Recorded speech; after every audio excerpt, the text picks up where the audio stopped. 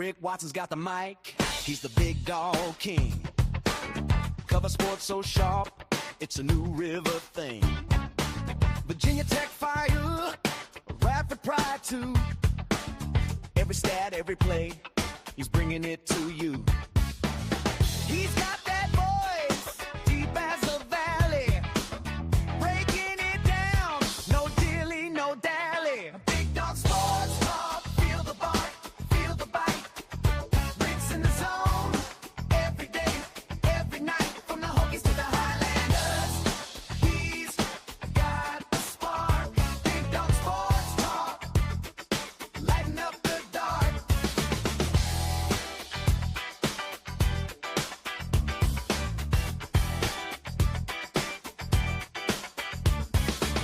He's got the scoop, faster than a sprint.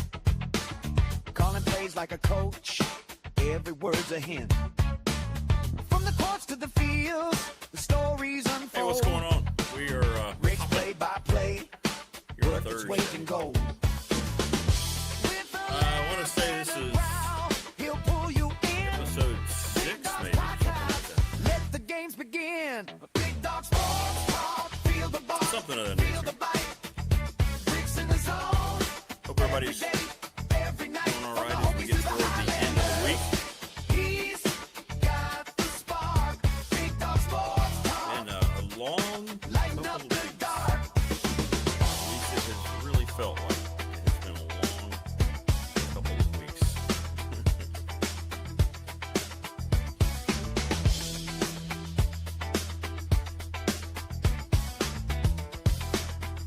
I'm going to send some invites out, get some people in here. We'll rock and roll. We'll talk about ESPN firings and the aftermath of that.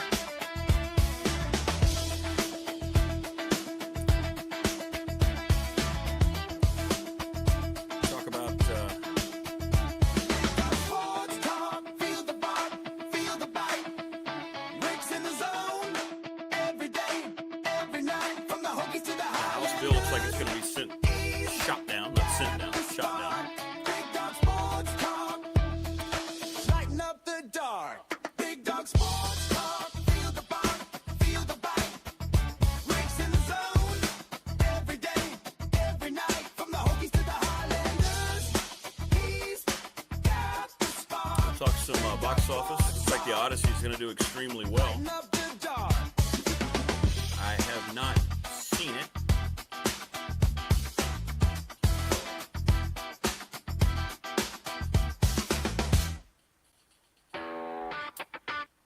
All right, that's enough of that. All right, so everybody's doing okay here on a Thursday night. We'll have, I think Coach Mabry's going to join us coming up. I think we've got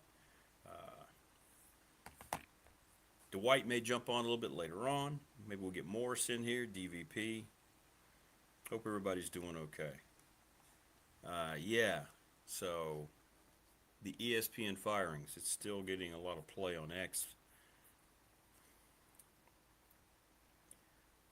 It's a cutthroat business. It is. And maybe this was their plan all along. I don't know. But the acquisition of the NFL Network has proven to be very costly to them, to say the least.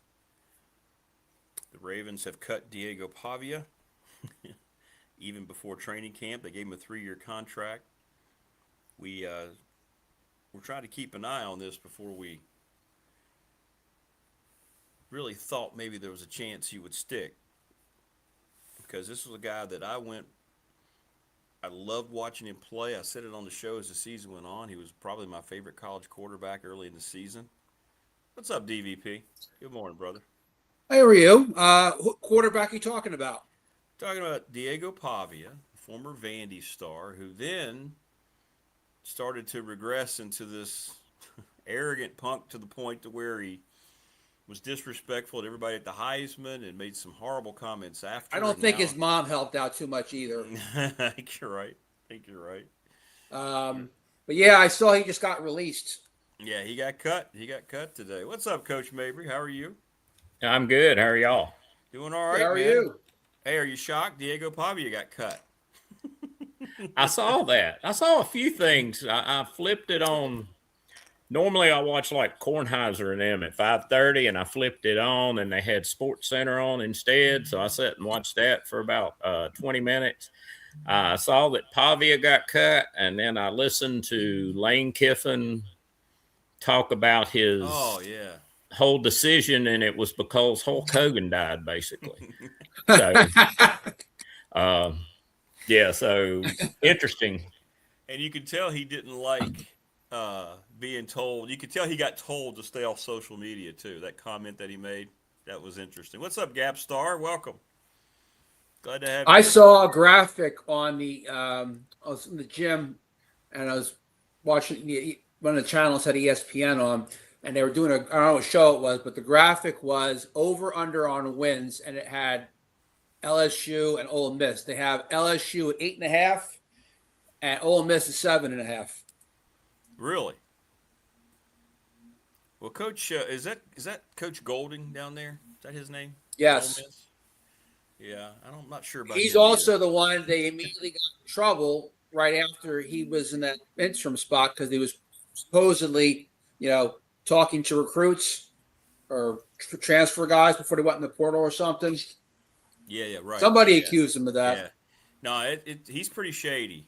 I think he's pretty shady. I don't want to speak on behalf of Coach Grantham, but he knows all these guys, being at defensive. He knows every one of them. So he kind of has – I think that guy has kind of a reputation, to be honest with you. So, but he's an SEC head coach. And then what happened with Coach Sumrall? Look, I know media people can be annoying, but that was ridiculous. Did y'all see what happened when the phone went off, the guy's phone went off? Oh, yeah. I mean, it's threatening to throw the podium. What are we doing? I don't. He was either trying to be serious or he was trying to be funny, and it didn't go over well. Yeah. Either way, it wasn't. Florida job. Grantham said the Florida job changes you, man. It's such a different culture down there. Not one he'd ever do again. Maybe that's what we're seeing already from that guy.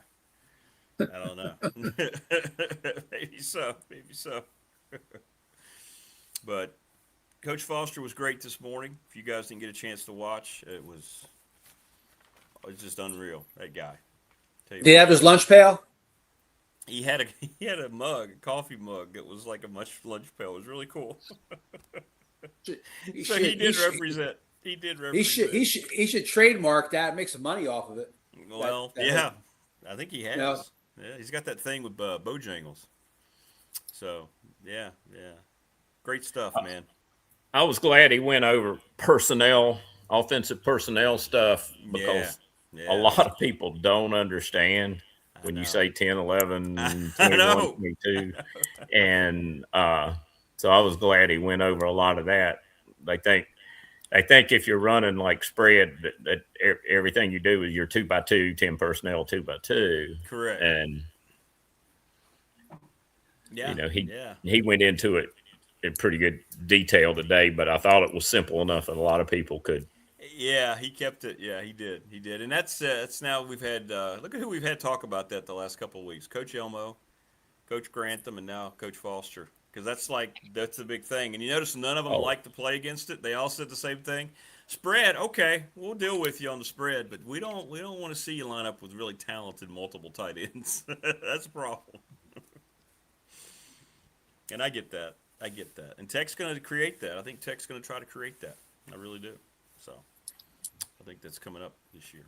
So, but anywho, it was a good conversation.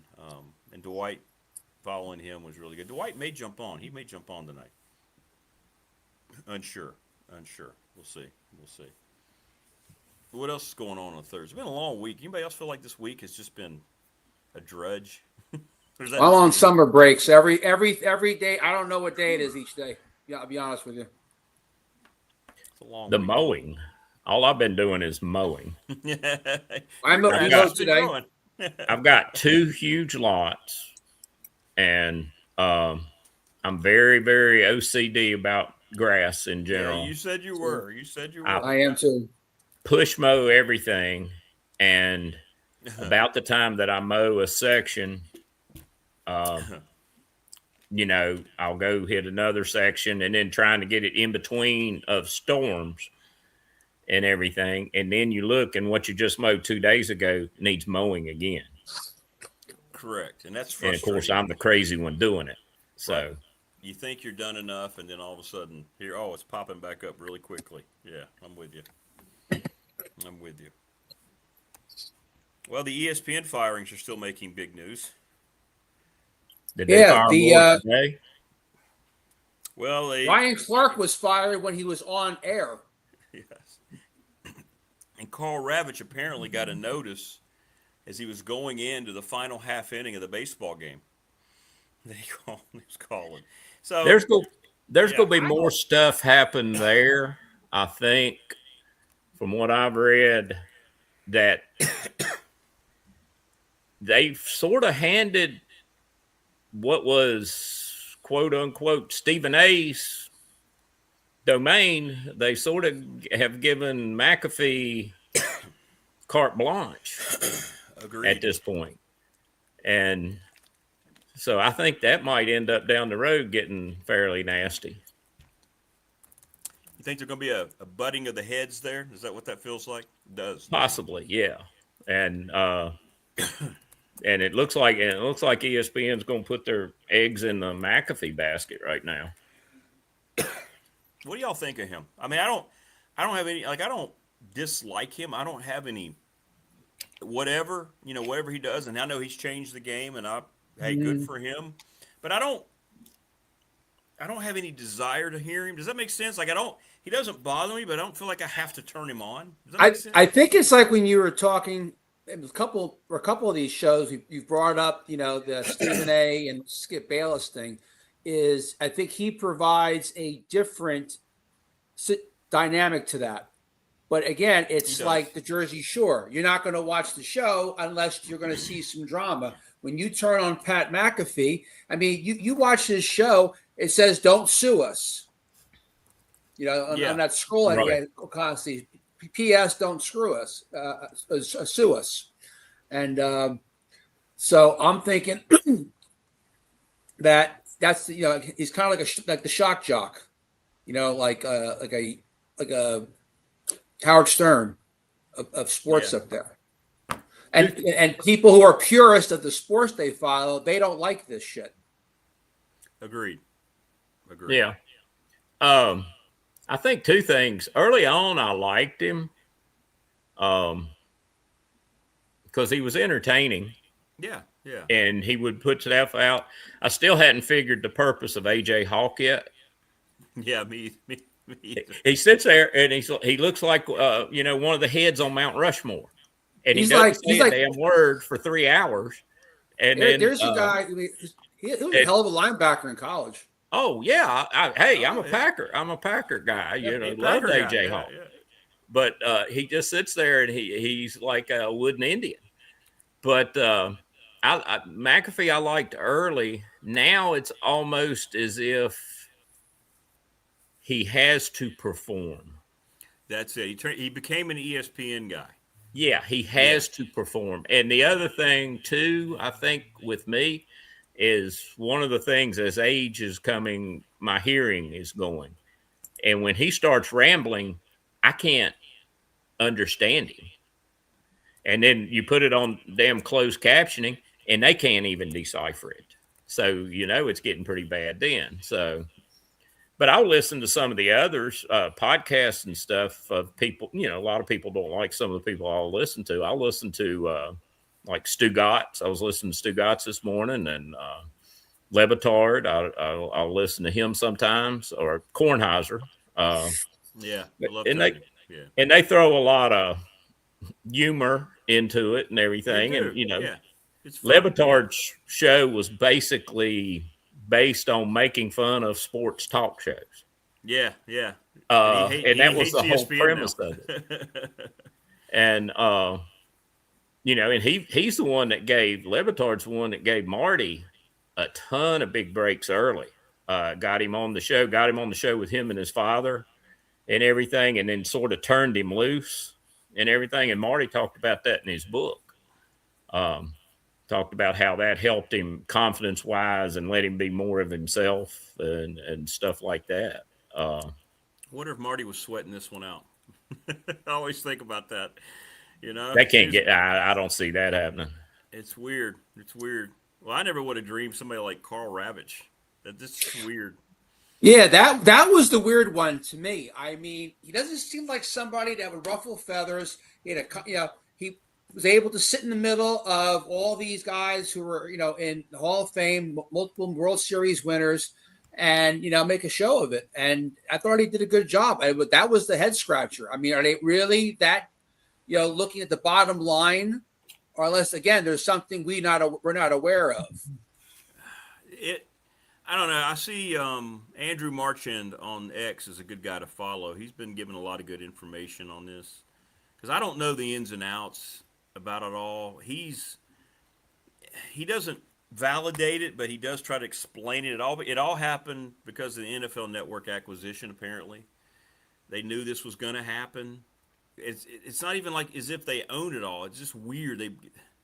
He tried to explain the ownership of that and McAfee's show. They don't even own it. They just rent McAfee's show. They just buy into it. Right. So, and I'm not sure exactly what, but they let go. I think he said 48 people today behind the scenes at the NFL Network. Just and the thing too is, and I know you're not. I know you're not a big ESPN guy as a whole and all that, and no. But I will watch about the first half hour of Get Up in the morning usually, and I will catch that, and then the 15th time they talk about the Cowboys or Aaron Rodgers, then it's time to, flip a channel, and of course they're doing that for quarter-hour ratings, and that's what gets their quarter-hour ratings, but they got rid of a football guy and brought in a soap opera actor, a soap opera actor to basically take his place on those things. And, whether you like Ryan Clark or you don't like Ryan Clark or whatever, he's still a football guy and he can still get on a telestrator and he can draw up and tell you things that are happening. The Brandt guy can't do that. No, he cannot. And the other guys, and usually they balance it with either insiders, the ones that aren't playing necessarily are insiders per se, like Graziano and some people like that. And I don't know, it doesn't make sense to me, but who am I? They're all about everything but the sports. That's what they've become. That's what they've morphed into, and it's about yelling. It's about, and I guess we're not the generation. I get it. And we're not the target audience anymore. I get it. It's a thing, it's like I said, they're going after those quarter hour ratings, and it's just like music. We were talking music and we were talking about rock and how there's no young rock bands, and I was telling you about the one I like. Well, the reason there isn't is because kids don't listen to it. And then, Correct. And then therefore we get cranked up. Us old guys get cranked up. So music sucks, because they're not doing our stuff, but they're not catering to us anymore. We're going to be dead here in a few years, and they're not going to worry about it. They're not going to matter anymore anyway. They're going to get those cats that are living longer. I will try it though. I will give myself that. I will try to listen to stuff, and it's just like I just don't. It's just not good. It's all. I don't know how much of it's even real anymore, right, Coach? Right. I mean, they go in the studio. They got the automatic voice thing and instrument. Brian May of Queen was talking about how they got all these instrument corrections. It's just. It's not. It's almost like it's AI in the studio now making music. Right. And the thing is, though, a lot of bands that we didn't know use a lot of that. A lot of bands that we like and respect used a lot of the, and I mean, it starts, when they started using pedals with the guitars and stuff. But in the end, I like I like the sound that they get from a lot of it when they do the live stuff and all that. And I understand why a lot of that backtracking. I understand why they use backtracking. If you've got a 3-man band and you make an album and the 3 of you are playing 6 different instruments and laying down different tracks and everything, you've got to have some backtrack in there for your live shows and stuff. That part I get. I think more in pop music and the pop vocals and stuff like that, that's when it really gets hairy. Coach, you got a question here. Coach Mabry, are you going to be able to go to many Collier Pruitt games this year? 271 Collier Pruitt. Slam. Collier Pruitt. I definitely plan on going to see him play. He is he played for me in football 3 years ago, and he was a stud. He was a flat-out stud. Where did he go? He went to UVA Wise for basketball. Okay. And he had an offer from West Point. He had an offer from, I'm thinking maybe the Naval Academy too. The two in basketball. Tech kept telling him in football, wait on us, be patient, wait on us, be patient. UVA looked at him hard in football. And I was talking to his dad just yesterday, and he's doing what makes him happy, what he enjoys more. That's right. That's right. But I thought he would have been, if he would have gone into football, 6'3". Right now, I'm guessing he's about 208 to 210.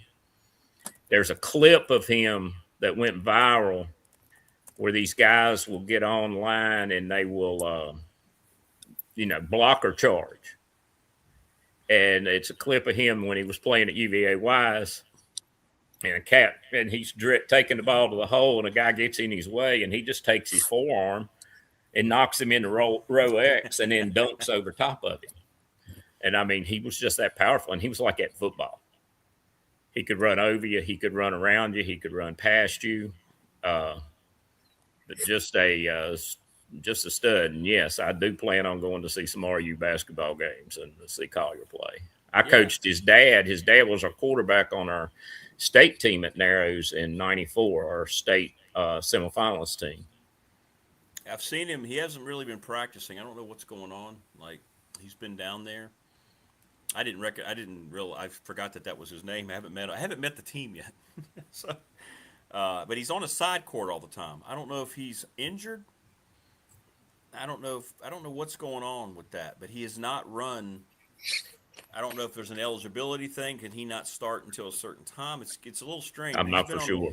Yeah, I'll try to see if I can see him tomorrow and introduce myself and ask him. And I'll mention you too, Coach. I'll mention. Oh, he's a great kid. Was a super student. Just super young man. Yeah, I'll look for him tomorrow. They'll practice tomorrow on Friday, so and I'll find out what's going on. But he has not been on the main floor that I've seen with the team. He's there. He's doing stuff, but I don't know what. I don't know how all that works now. I don't know why they pretend like there's any rules anymore. I don't know why. If there is something he's waiting on, why? I don't just let him get out there. Who cares? What are we policing nowadays? Nothing. Hey, the other two people that was interesting they got rid of. Go back to ESPN here. I forgot. Charles Davis. No, he's so good. Yeah. Charles Davis and Cam Newton. Yeah, well, that one didn't bother me. The Campster. The Campster's gone. But Charles Davis now. Charles Davis was good. He's serious. Yeah. Well, that's what they were talking about because he did a lot of the draft stuff for them too. Yeah, man. He's great. He's great. So that's what I'm saying. It's just weird who they selected. I don't know if it was all salary. I guess I don't know. I wouldn't think. I don't know about the NFL Network people what they would be taking in. I'm sure out of all of them, Ryan Clark had probably the highest salary, or Ravitch. One of those two, I would think. Had to be. Yes. Yeah, had to be. And I don't know. I think the thing that Marchion's talking about, he's not sure. Is this strictly cost cutting? Is this? They didn't really say anything. Well, like I said, there's got to be something to the story that we're not privy to, and won't be for another 6 months to a year. Yeah, you're right. You know what I mean? Right. Like you're going to find out, possibly Ravitch, had a disagreement with the direction of the show was going, or something to that effect. New producer, whatever. It's just, the other funny one. I shouldn't say it's funny, but it kind of hits home with me is I didn't realize they had. 'Cause I don't watch it, but I saw it. The terminations who they replaced with was the NBA's broadcast team, lead broadcast team. It's now Tim Legler, and he replaced Doris Burke. Now, why that hits home with me is because Doris Burke played high school basketball at the high school that I work at. Her and my wife. Oh, really? Yeah. As a matter of fact, the Mabry sisters, same high school. They play at Notre Dame. Yeah, that's our high school. Doris is from. Hey, Coach. There he is, the star of the bash, ladies and gentlemen. Coach Elbow. What's up, Coach? No star, but I'll tell you what, I enjoyed it. It was fun. Can you hear me? It was a lot of fun. Yes. Can you hear me, Rick? Yep. Good. Yeah, we got you. Can you hear us? You got us? Absolutely, yep. We were just talking about Cam Newton got fired by ESPN. How about that?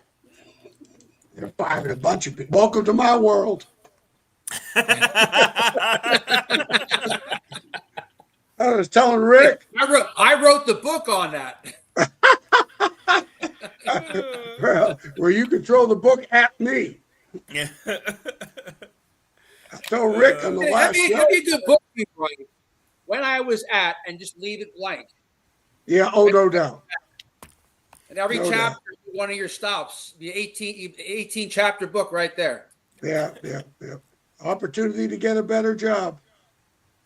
That's how you got to look at it. It's all business. No personal feelings, Time to move on.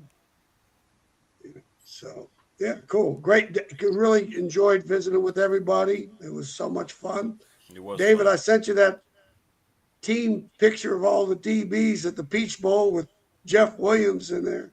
I sent it to Waterhead today. So Waterhead. Oh, that's hilarious. Waterhead. did y'all ever call him that? No. Oh, hell no. See, know that's what? how No. when we met, that's how we were introduced. Oh, Jesus. And No, that's we all never. I ever heard anybody call him. No. You know what? I never called kids with names. That numbers. I was like Buddy Ryan. Hey, number Okay. 19. Yeah, it was. It was Hey, the name 19. thing. I called him. I did the Buddy Ryan thing. Well, you called weren't the going to numbers get up. any new numbers, but you were going to get a shitload of new names. That's right. That's right. So it was easy just to do the numbers. I got it. That was just about as many Southwest Virginia kids, with the exception of maybe 3 or 4 of them. That was the Peach Bowl, the defensive backs. Picture taken a couple of days prior to the game. We all went to the stadium. And That was a cool picture. That was a good picture. Sean Lucas from Abington, Virginia, was starting for me that game as a true freshman. Billy Myers, Eddie Neal had come off a broken ankle. He broke his ankle, the Clemson game or midway through the Syracuse game, and he was having we beat Clemson with him. He was having a great year from Bluefield. Great year. Love that kid. Rick, I just sent you that picture. Okay, cool. I'll check it out. Yeah, it was a lot of fun. So, but the bash was great. Enjoyed it. It was Didn't get great. to- Did you throw any axes, Coach? What's that? Did you throw any axes? It's the first thing I asked Rick when We I didn't talked go to in him the there. other day. We stayed out of that room. No. Hey, it was fun. I mean, like I said, there's stories, but they're all true. That's the crazy part. Yeah. Yeah, and the detail. That's what I was talking about, Coach. Was like people were talking about how you just put them right there in the place that you were talking about, man. That's a gift, Coach. Not everybody can do that. So Hey, that with Bud Foster this morning was wonderful. Excellent. oh, so good. He's so Excellent. good. He was, it's funny. He's talked about the best quarterback. I know I'm gonna be on with you tomorrow, and I started okay. The He didn't first one I hesitate, ever did he? saw, Yeah. first one that educated me was Bernie Kosar. That was the first one, first big time, true professional guy. The week before, we're crapping our pants because we're playing. I was in East Carolina. We were playing Miami, and we had to go down there to play. And I told the D coordinator, who was a buddy of mine, for Tom Throckmorton, old Farron boy, coached at Virginia Tech with me, and he ended up passing away a couple of years ago. But I said, Throck, this guy is ridiculous. He is. I've never seen anything like it in my young career. And because I just come off of 4 years of junior college football and at William Mary in Richmond, so that was my first, 9 years of coaching. Next thing you know, I'm at East Carolina. We're going down to Miami, and they're number one in the country, and they got Bernie Kosar. And I said he cannot run. Cannot No, run. very unathletic, wasn't he? Or Oh, unorthodox, I guess. I said, we've got to turn this guy into something that he's not good at, and that's a sprint out quarterback. So, Dave, I think you'll appreciate this. I said, we're going to 3-man rush this guy, and we're going to flush him, take the inside lanes away, and basically get in the Bear defense. Back in the day, before the Bear even came about, from 4 eyes or 5 technique on the tackles, head up the tackles. We had 2 great NFL defensive tackles, and they inside rushed him, and we had our linebacker as the 4th rusher. As soon as he was flushed, he was a scrape guy on the secondary contain when we flushed him, and it worked. It worked, and we ended up losing to him 13 to 12 or something. It was a hell of a game. But Bernie Kosar was the first one. I've got a list like what Bud didn't tell you, that like with Donovan McNabb, he said he went 2-2 against Donovan. Well, I got a list of quarterbacks that I can tell you I launched their careers. When they put a Hall of Fame jacket on, my name's on the inside of it. Thank you, Coach Elmation. Appreciate all you did for me. I love the story he told this morning, Coach, about McNabb in that game where he rallied them against Tech. He was so just beat. He went over there. He went on the sideline and threw up right beside his shoes, Coach's shoes. He was standing there. And he got sick. It was just like, and he still goes out there and makes that play at the end. And beats them. So. That was a series at that time back in the mid 2000s. They weren't just they were ass kickings. I mean, one time Syracuse hung 45 or 50 on them. And then the next year it was the opposite. And like you said, both teams never won at home at that run in the Big East. Both were teams won away. Tech beat them twice in the dome. No, excuse me. They won at home. They never won the away games. But it was really a great interview. I appreciated it. It was brought back a lot of good memories for me. Yeah, it was. I got the picture, Coach. Thanks. That's awesome. Yeah. How about that crew? Yeah, that's cool. That's cool. You talk about making adjustments to a quarterback and everything. I watched a regional championship game in high school, probably 08, 07, 06. Christiansburg played, not Christiansburg, Graham played Gretna, and Gretna had Vic Hall. And they were playing in the mud. They were playing at Mitchell Stadium in Bluefield. And, of course, Vic Hall could throw it. He could run it. He was that multidimensional, but he would kill you. He would kill you the minute he see linebackers' backs. He'd just tuck it and go. He would tuck it and go. Yep. And linemen trying to get to him and everything. And Coach Carlock at halftime, basically had his front line, all they did was stand up, and they didn't even try and penetrate. Wow. They did not try and penetrate, and they would not give Yeah, him yeah. any running lanes at all. Interesting. How about that? And they were Did down. it work? Pardon? Did it work? Yeah. Well, yeah, because they were down 27-0 at the half. Vic Hall had shredded them to death, and ended up Gretna scored one more touchdown because Graham had fumbled, and the final score was like 34-28. Wow. But like I said, he just stood up his front. Yeah. And they didn't try and penetrate, because every time they try and penetrate, Vic Hall would just hit right up through there. And he apparently was a mudder too, because he could, the mud didn't bother him running in it, but not much anything bothered him. You remember Tom Harper, coach, D coordinator for Coach Dooley at Virginia Tech back in the Okay, 80s? yeah. Well, the Wake Forest, Virginia Tech was playing.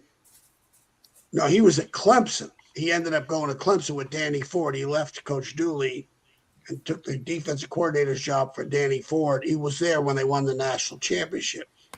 So somewhere in the early 80s, they were playing Wake Forest when Al Groh was the head coach. And they had a really good team. They had one of those 7-win teams, 8-win. They had tremendous quarterback. Baldinger was one of the offensive line. They had a really good offensive line, and they were holding son of a guns.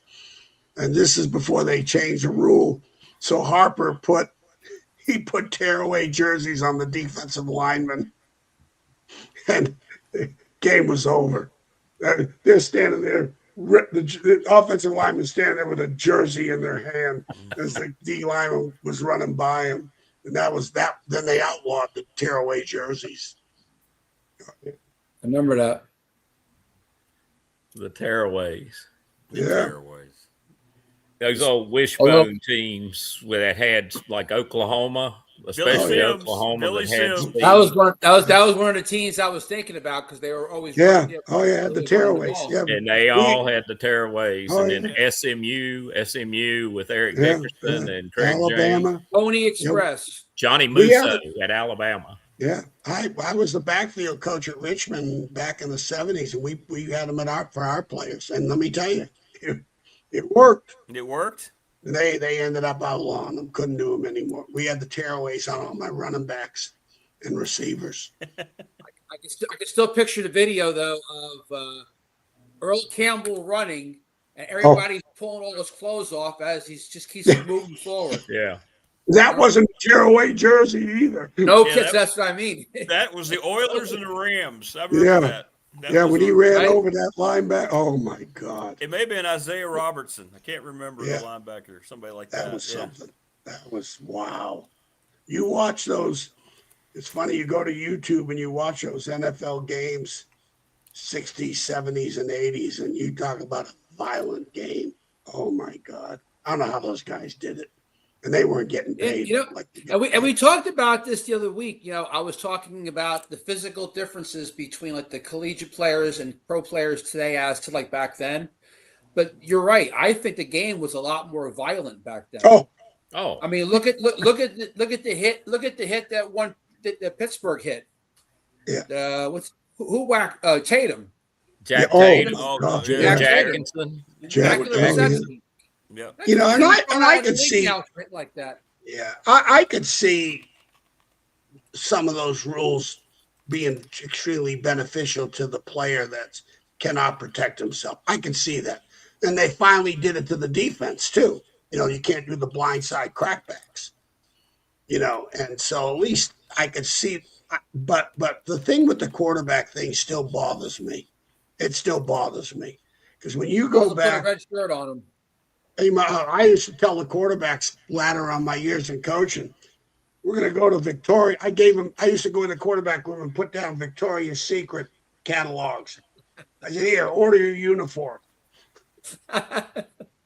Well, and thinking in today's game too, you've got quarterbacks are high paid, and I understand that part of it.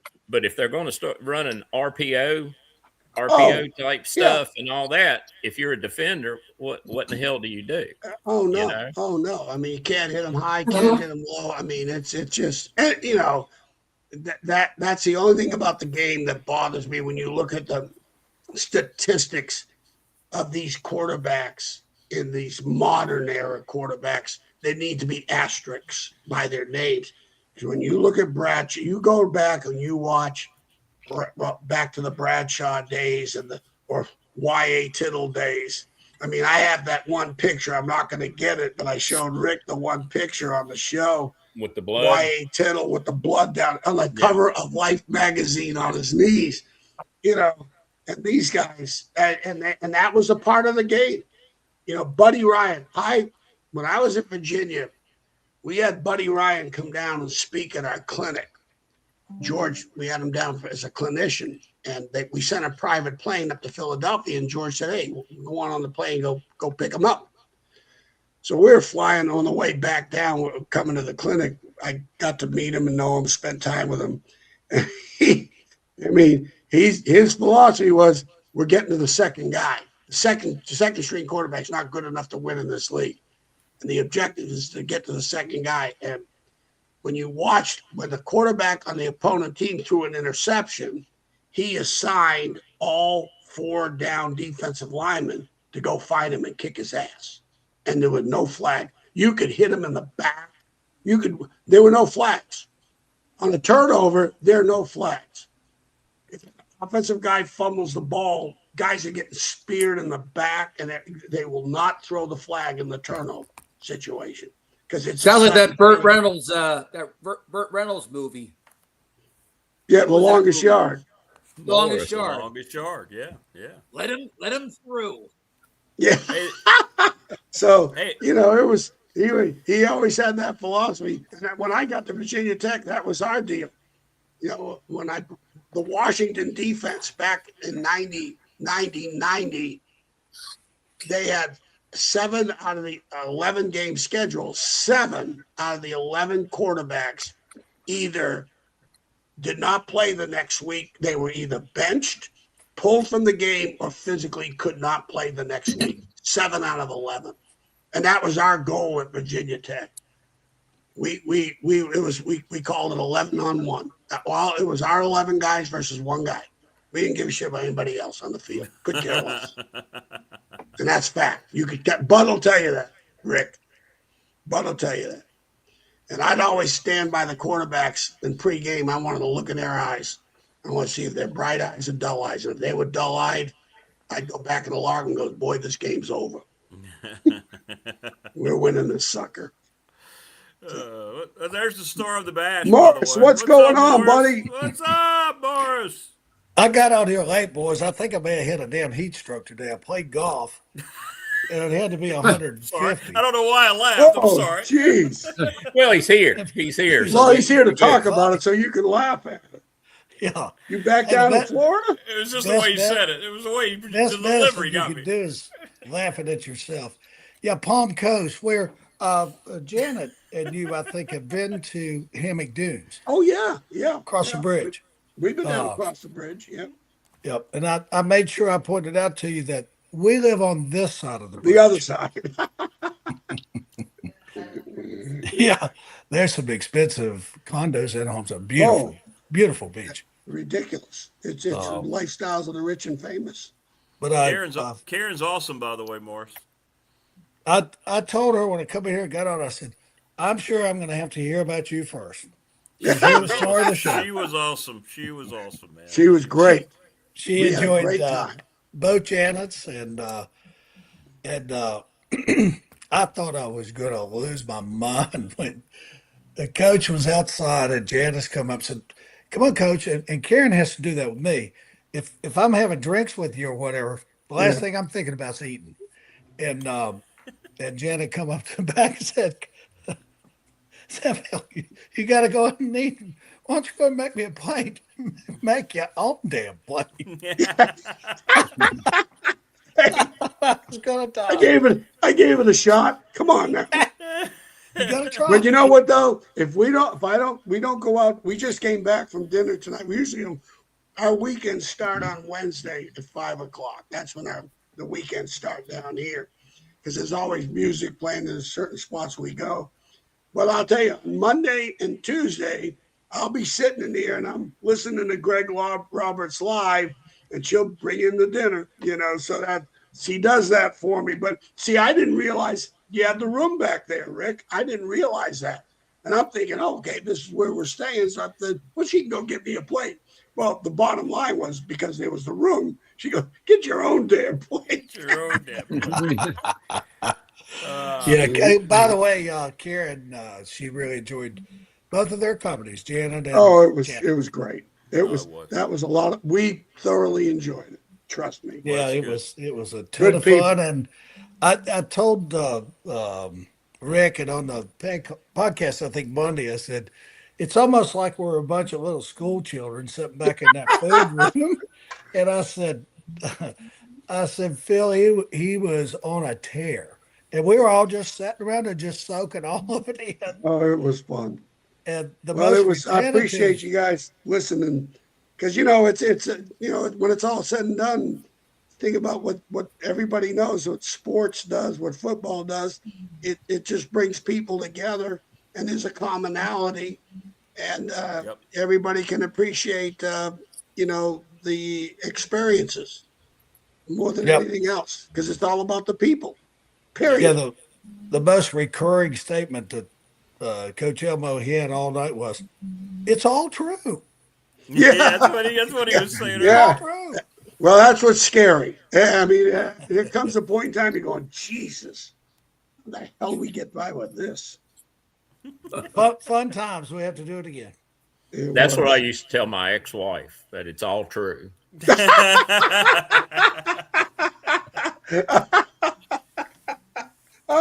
Something went wrong though in the translation. Yeah, I hear you. Well, I told Rick the best piece of advice I could give him is to say, be right. What was it? Be right, be miserable, be wrong, be happy. There you go. Just look at your shoes and be very humbled, and yes. And move on. And it took me 3 of them to figure that shit out, Rick. I won't be doing a third. I won't be doing a third, Coach. Oh, hell. 2 will be it for me. Yep. Coach and Coach was holding court. It was good to see everybody.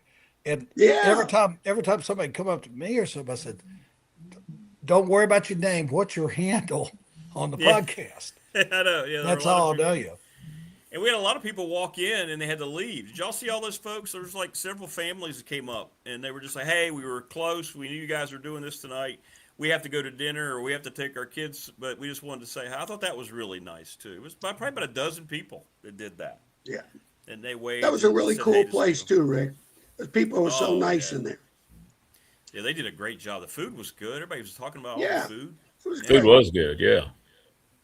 No, they were great. It was Amanda, great. Terry and Amanda, they do a great job. Yeah. Beer was cold. It was good. Yeah, that'll work. The only problem is I'm not used to, on drafts, I'm not used to just getting like 12 ounces in a cup. You're used to. And you're more of a tall boyer. Yeah. And I had to go and Morris brought me an extra ticket, and then I used it, and then the next thing I know, I had to go beg Morris for another ticket. And after I'm about either 2-3 beers or cocktails deep, go take it. Well, you had a roll of tickets now. I did. You had a damn wad of They tickets. reminded me of that when I checked out. But you kept us all hydrated. That was the key. That way, none of us would have had heat stroke at the event. Yes. Yeah. Well, Morris, more importantly, how did you shoot today? I had a 94. So you almost shot the temperature. Yeah, my golf game is, I used to shoot in the 80, 85 in that range, and I would dip into the 70s occasionally. That's playing good golf. And yeah. But I guess I haven't played enough. I guess I'm old. I have to throw that in. and then it's hotter than Hades. I mean, hell, Ooh, 100 degrees, and no, you're just how you getting do it? scorched, man, and drinking beer. Well, it's the humidity. In my case, it's the humility. You know what? Humidity. Either one will kill you. Oh, I'm sure Florida's similar. When we got to LSU, and Nick had coached at Houston, and there's certain because of the geography between the mountains and the coast and where the fronts hit, like Greenville, North Carolina is a really bad place to train. Baton Rouge is a bad place to train. But the trainers told coach, he said, he said the worst time as far as athletic training is concerned during the day is between 9 and 12. Because in Baton Rouge, that was the most humid. The humidity was at its highest. Now, about 1 o'clock on, it's just damn hot. But the humidity really diminished after 1 o'clock. And so we had our practices, excuse me, our practices were real. We avoided the 9 to 12. Now we had to play the 3:30 CBS game, which was, 2:30. So we had to practice at that time. And he was one of the first ones, Rick, that even though we had two-a-days, he never did a consecutive two-a-days. He'd go 2-1, 2-1. Yeah. Okay. Which was really, I loved it. I loved it. I thought it was great. And that was way before you could have, 3 or 4 or 5 two-a-days in a row. And he wasn't going to do that. When I was playing with the Angels and I went out to Mesa, we were practicing at 6 a.m. in the morning. And I asked a guy who'd been there, and I said, why do they have us up? It was some light out. I said, why are we here so early? And I said, they really trying to make sure we're not drinking or something? He goes, hell no. He goes, you don't want to be on the field at 11 o'clock. Exactly. No, exactly. Coach, you're rocking the big dog shirt. Around. Coach, I just realized you're rocking. He looks good. How's it feel? Yeah, good. I'm good with it. We'll work out with it tomorrow morning. Looks great. I'm gonna hit my. I do the weights in the morning at this. You'll be good at the aquatic center. So y'all see where the kid at Tech put up 5'10" on the bench today? Did he really? Wow. I forget his name, but yeah, bench 5'10" today. There you go. Said it was the record for Tech. That's pretty good because they've been with Gentry there. Mike Gentry was there. There are a bunch of records that, trust me. Yeah, what's Mike Gentry doing now? Is he still in? I don't know. I don't know. That's a good question. He was helping Kurt Newsom down at Emory and Henry, the last I had heard. We'll have to find out. We'll have to find out. I don't know what Mike's doing. Mike, I was with Mike at East Carolina. Mike was our strength coach when I was at East Carolina. That's when I first met Mike. We had Terry Long. I mean, we had the second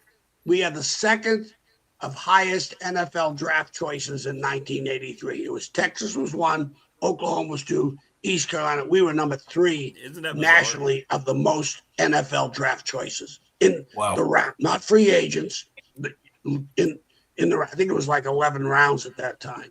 And he was our strength coach. And I'm telling you, we played all 3 Florida schools. They were either ranked 1, 2, or 3 when we played them down there. And we lost by a total of 13 points. They won the game, but we beat the hell out of them physically because of Mike. And the same thing at Virginia Tech. When they fired Mike Gentry, that program went south in a hurry. I guess I'm catching up. Did Tech fire Gentry?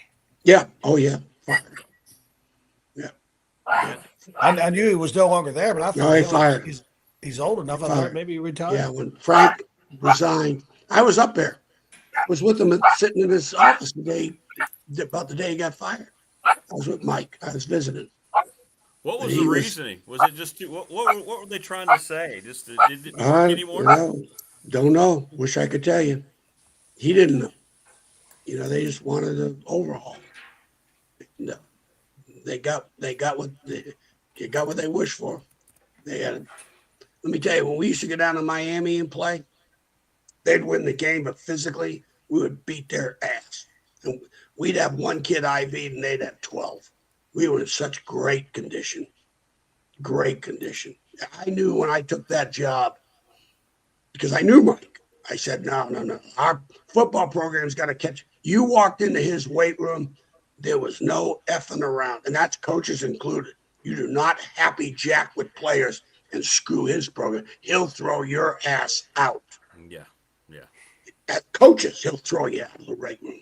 No music, no nothing. And it was work. And those kids feared his ass. The fear motivation of not disappointing him. So what year was he fired? I think 2000, I don't know, a couple of years after Frank, I think when Fuente when did Witt become the AD? Right when Fuente 13, got there. Yeah. I think that was one of the first things Witt did, fired Mike. He's at Emory, Coach. He's at Emory right now. He is at Emory. Okay. Yeah. I know he was with Kurt. I knew that when he was with Kurt Newsom. Just found him. Yep. So, but it's your strength coach, even I don't care how much NIL money you got. I don't care how much you can now coach these kids. Your football teams, I know at Wisconsin, our strength coach, I told Barry Alvarez when I got there, I said, he asked me, he goes, what do you think of the off season? I said, after watching the films, you could see the carryover from the off season program to the field. And the same thing with Mike. He was I had 4 defensive backs at Wisconsin come in at 150 pounds. 4 of them, 150 pounds. 4 years later, 3 played in the NFL, drafted first round, 4th round, 2 4th rounders, and 1 went to Canadian Football League and made all conference. All 4 of them, 150 pounds, came in, recruited by. We beat Afghanistan for a couple of these kids. Nobody. So that's what the strength coach can do. If you've got a good one. Yeah. I found the guy who did it at Tech today. He's actually a returning starting defensive lineman. Good. It's Kamari Copeland. Oh, okay. All right. Yeah. He's a name. He's from Bob Beach. He's 7'5'7". There you go. Yeah. That there. Oh, hey, he was a West Point guy. Really? And then went to a junior college. Wow. Coach, maybe Randy Thompson said, just take 2 12 ounces. That'll make up for your tall boy. Randy was there. Everybody met Randy. He was the one bowling he was in the 200s all night long. Because he's in a league. Did you hit 5 strikes in a row? I did. Huh? In the second game, I did, yeah. You threw 5 strikes in a row. I did. And then too bad, Chris. And right before the 6th one, I looked at Brandon and I went, "This one's for you, Coach Franklin." And then I almost threw a gutter ball. Might be a bad year in Blacksburg. Hey, this thing should have been on the ABC Wild World of Sports with Chris Schenkel. He'd have been all over it. Who's this Watson fella? Yeah. When was the last time you bowled before that? When my youngest son was in 6th grade. So Jesus. So you had plenty of prep time. 7 years ago. Yeah, I had plenty of mental prep. I was warming up for this for 15 years. What's up, Wayne? Wayne from Ohio in chat. Hey, Denny, what position in baseball did you play? College first base, and then I got moved to the outfield in pro ball. What in pro? What'd you play? I got moved to the outfield. Oh, wow. From first base to the outfield. That's impressive. I played center field in high school. Nice. I got moved to first base at Radford because we had lost a first baseman after my freshman year. We had plenty of outfielders, so my father said, "You're at first base because you can hit. You can put a hat and a glove there." There you go. Wow, that must have been a hell of a transition, though. I mean, come on now, first base. I'm a better fielder now at 54 than I was at 21 at Radford. As a coach, so if I'm ever at a clinic and I talk about defense, and first thing I say to them, I'm still believe I'm one of the worst defensive first basemen probably in the history of the program. But I wasn't at first base to be Ozzie Guillen. You know what I mean? Yeah. Okay. Well, my first love was baseball. I was a pitcher, center fielder, and I just loved the game. That was my first love. I wasn't even playing football. I was going to try to be a professional baseball player if I could, or continue it. And so, but I fell in love with football and decided to be a football player. And during the summer, the old Babe Ruth leagues, this is like my 9th grade year. About middle of the summer, the Babe Ruth coach, who I know real well through the little leagues, calls me up. He goes, I need some help. I need some help. We're playing a double. I ain't played organized baseball in a year. He goes, can you come out and help me? He goes, we're playing a doubleheader today. You can pitch your first game, play center field the second game. And I told Harry, guy's name was Harry. I remember his name. Harry. No, I'm not doing this. He goes, come on out. He goes, you got to help. I said, all right, I'll be there. So I got a uniform, came here. I swear to God, I wish I was embellishing this story, but this is fact. There's some witnesses that are still alive today to say this. Collaborators. But yeah, before the first game, I'm going down to pick up a bat for batting practice. And all of a sudden, this kid hits a ball, and thank God it hit the ground first. Line drive one right to my head as I no helmet on, nothing, picking up a bat. I'm out, knocked out. Got a big knot in my head. Well, back then, so I'm not playing in the first game. I'm on the bench all day in July. And the second game, they got me playing center field. So, waited it out, and I'm playing center. Well, the pitcher, kid named Ace Adams, ended up pitching from Michigan. This kid's in 8th grade. Great name. And he's throwing 80 mile an hour. His dad was a high school coach, would not let him throw curveballs.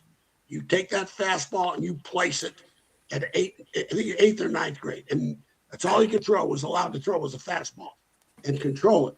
And this sumbitch is throwing that thing. It's an aspirin tablet in my house. And I went there and I looked up. I'm going, oh, no. I'm taking 3 of my asses sitting down. I ain't hitting this guy. All of a sudden, my manager, he gives me the bunt sign. I'll tell you what, I close my eyes and they got contact with the ball. I'm running down to first base, catcher picks the ball, hits me in the back of the head. Going down to first base. Coach Elmo is explaining a lot of stuff right here. You know what I did, Denny? I kept on running. I said, goodbye, Harry. I'm done. I kept running. Never came back to the game. Got hit in the head twice in one day. I said, that's it. I'm done. The only time I took 2 shots in the head playing involving baseball. One was a fastball from a guy who was I think was the first pick of the Rockies back in '94 in Bend, Oregon. The other time when I was coaching, was doing a drill inside of a tunnel, wasn't wearing a helmet. Ball went flying past the L screen, hit a beam behind me, and then ricocheted back. And I mean, hit right in the back of the head, and I dropped. Jesus. And you're so now down. I'm in the office. I'm in the office like this, holding my head. Oh. And a college coach who I can't, from an SEC program, came into the office to see what the office looked like. And finally, I look at him, and he's asking about the office, and I'm like, hey, blank, do you see I'm in pain here? I think I give 2 shits right now who did his windows. Oh, my God. Wow. Oh, no, been there. But I love baseball. That's my favorite sport. To this day, I love baseball. Denny, how long did you play in the major league? Denny Van Pelted. No, I was just in the minors. Wayne says. What were you? AAA, AA? Where were you? Single A. I got drafted out of high school and decided, and I turned down the offer to go to college. Oh wow. You know, it's funny. I didn't think I was that good in baseball until I got drafted. I just thought it was something I did on the side because I was going to play focus on football, but also play baseball at Kansas. Ooh, wow. You know, but when I got drafted, I was like, I guess I am pretty good in baseball. I'm raw, which is exactly what my head coach at Radford thought of me too when he saw me. So hey, Jen has joined us in chat. Say hello to Jen. Hello, Jen. Happy Jen. dinner. Hello. What are you making? Yeah, what are you making? Yeah, not you, Wayne. You're not hotness. No, sorry.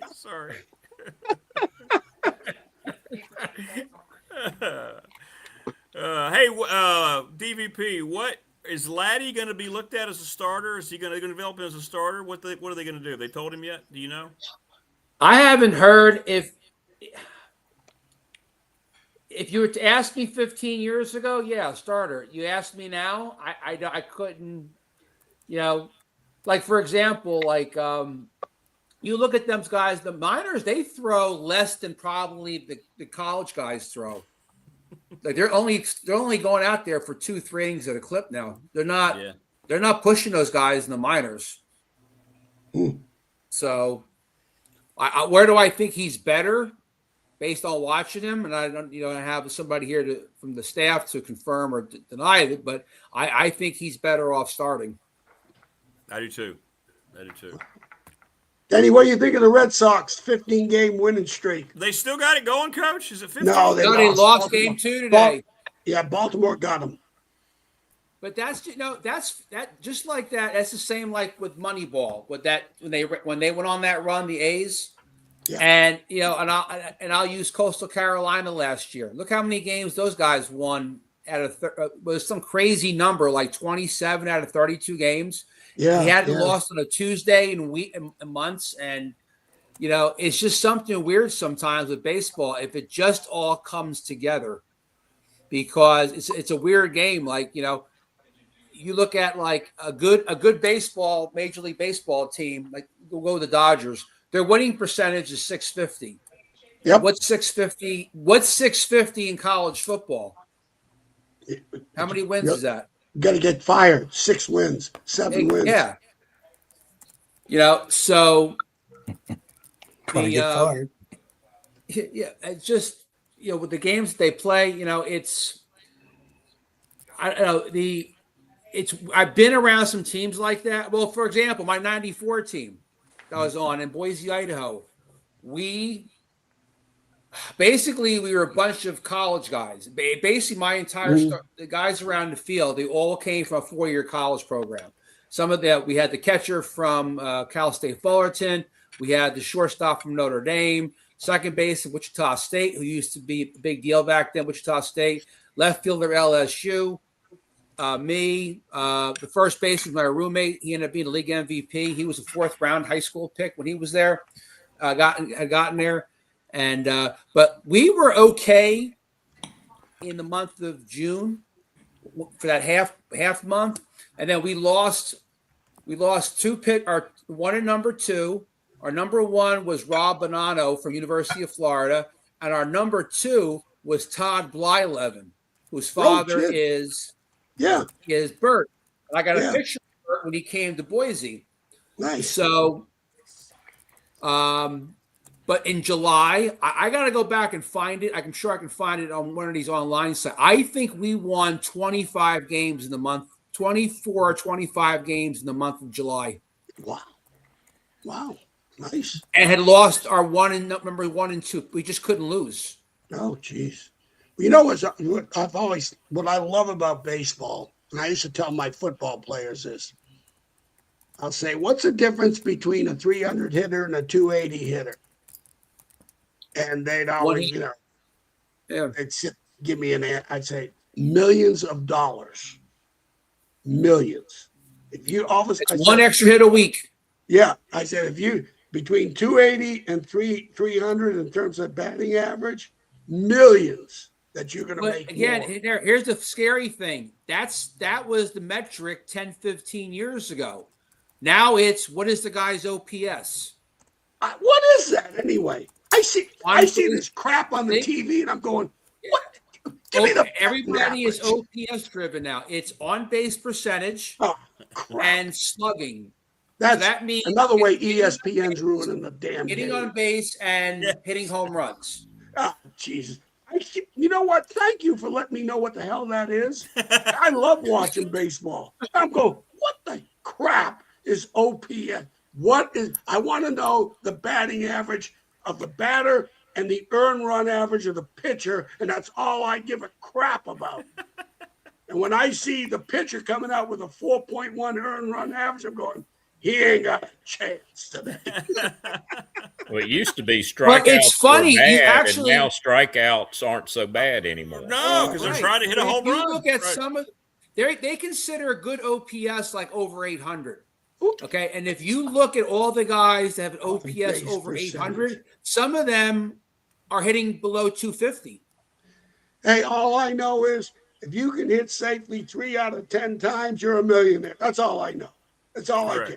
Get me to first base when that ball is hit 3 out of 10 times. Come on. Correct. That's the only thing that matters. And I know getting on base, I get it. But I'm going to tell you what, it just kills me. I mean, like, it was, in college,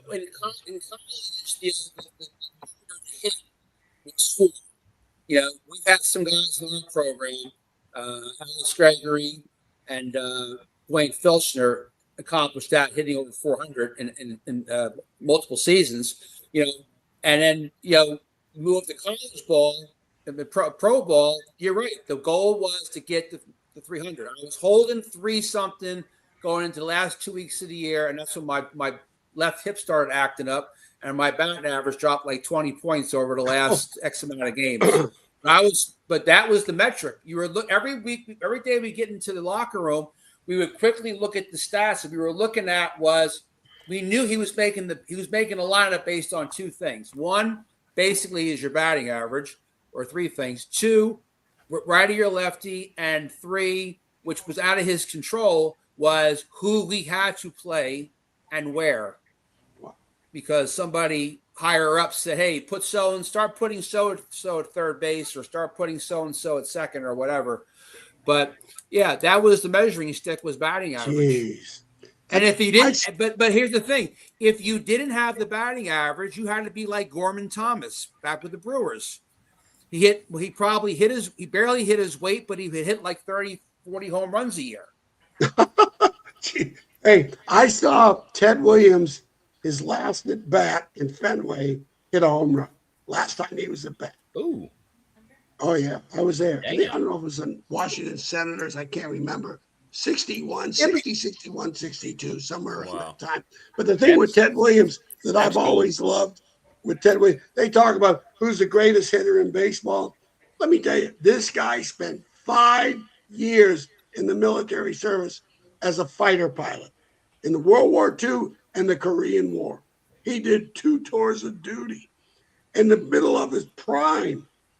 And it's a 400, and they played a doubleheader. He had the 400, and he said, nope, I'm playing the second one. Yep. I'm going to go play the second one. And you know what? The funny story, well, not funny story, but the thing with Ted Williams was, if Ted Williams didn't swing at the pitch, the umpire called it automatically a ball. Yeah, that's right. Yeah. I'm glad if he ain't swinging at it, it ain't a strike.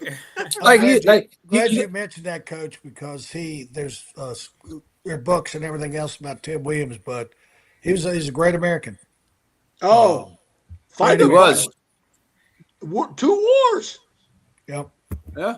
I mean, think about that. I mean, and then he goes on, comes back after the wars, after the Korean War, and I don't know if he banged the 400 after that. I can't remember, but he's had a great career with a bad team, a bad Boston team, not a very good team in all those years. But I used to love watching him play. As a kid, I used to watch him play. It was a blast. I love baseball.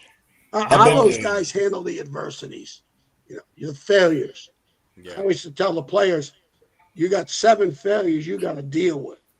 And the ones that deal with that the best, with their attitudes and their, How regular did you get to Fenway when you were a kid? as much as I could. I would, cool. we used to go there, but to sit in the bleachers. I got an old ticket in my scrapbook for $1.25. Oh, that's cool. $1.25. Yeah, that's what it cost. First time I went to Fenway was like June the 14th, and I'm not for sure who the Sox were playing. Froze my ass off. Oh yeah. I mean, I'm in shorts and a t-shirt, and froze. And I tell you though, we were there for a series, so I went ahead. I went in and bought a $80 hooded sweatshirt in June. Yeah. Came back the next day, and it was like 80-some degrees. But the next day we were behind. I was actually behind a damn right field pillar. Yep. Oh yeah. Thing, and I was like, well, this is, Yeah. and loved every minute of it. Fenway is a great place to see a ball game. It's 33,000. They sell out. I'll tell you what, Denny, I don't know.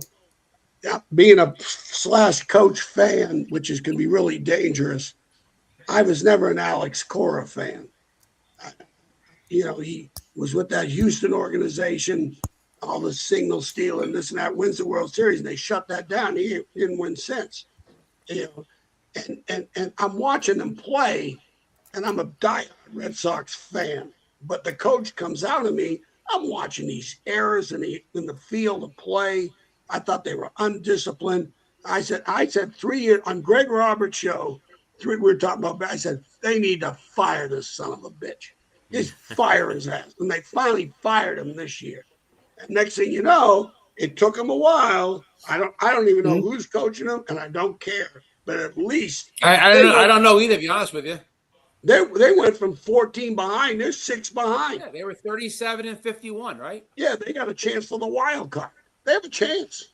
Wow. They'll be buyers too. The American League. Yeah. I think there's only 6 teams in the American League with winning records. Yes. I think I heard that the other day. Right? So bad. Yeah. So bad. I mean, the Yankees are pretty much even with the slide they're on, and without Judge, they're pretty still much. Yeah, they're still. I saw a graphic again at the gym where the money line is they're the ones to win the American League East. I mean, the American League pennant. Well, Tampa Bay. I mean, Tampa Bay's in first place in the East, which is like wow. And I think isn't one of the higher ups of Virginia Tech guy. I think he's like not the president, maybe the president of the. He's a big Virginia Tech. I met him.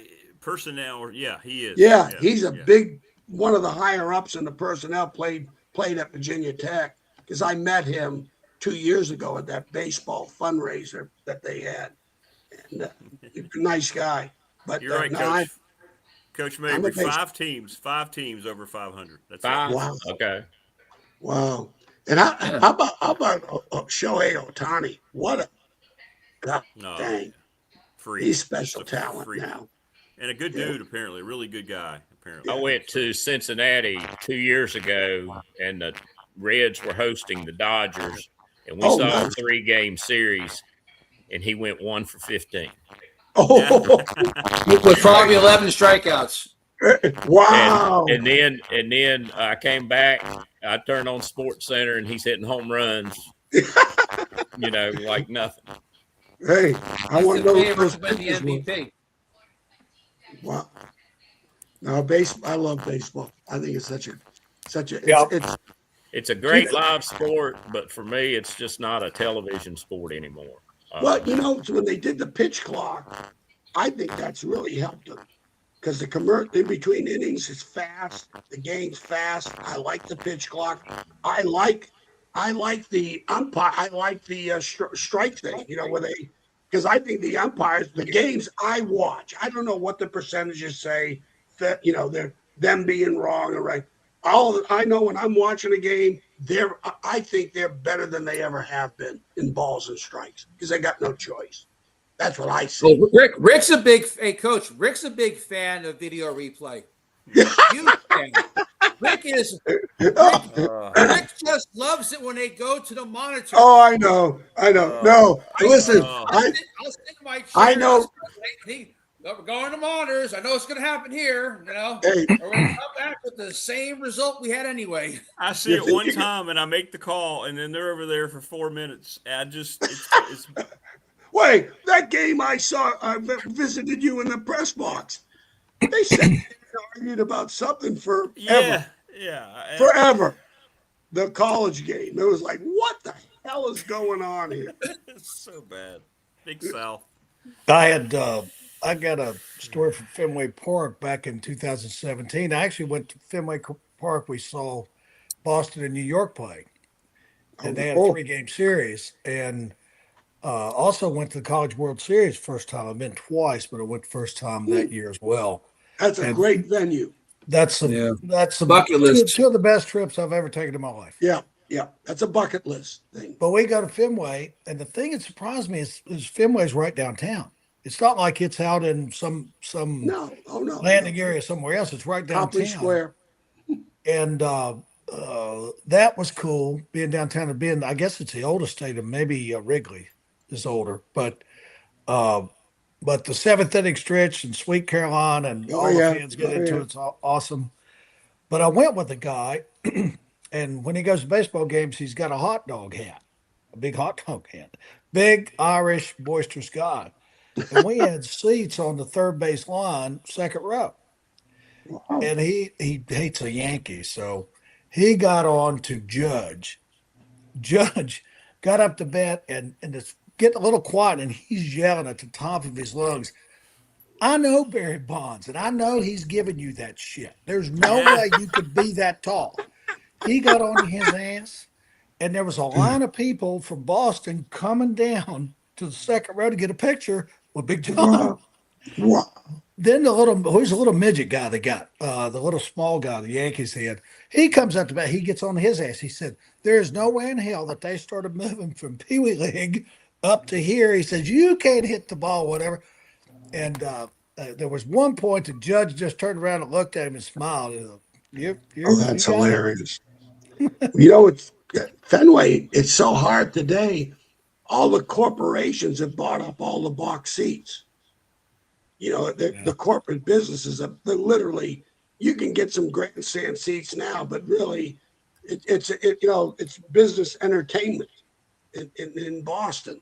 So to get Red Sox tickets on a box seat, it's hard. It's really hard to get them anyway, like Bruins tickets. So I'm a coach at Nebraska, and I'm taking a Boston trip with my ex and family. And so I called my buddy up, Brian White, gentleman Rick you had on that wrote the book. He was great. Yeah, we got to get him back on. Yeah.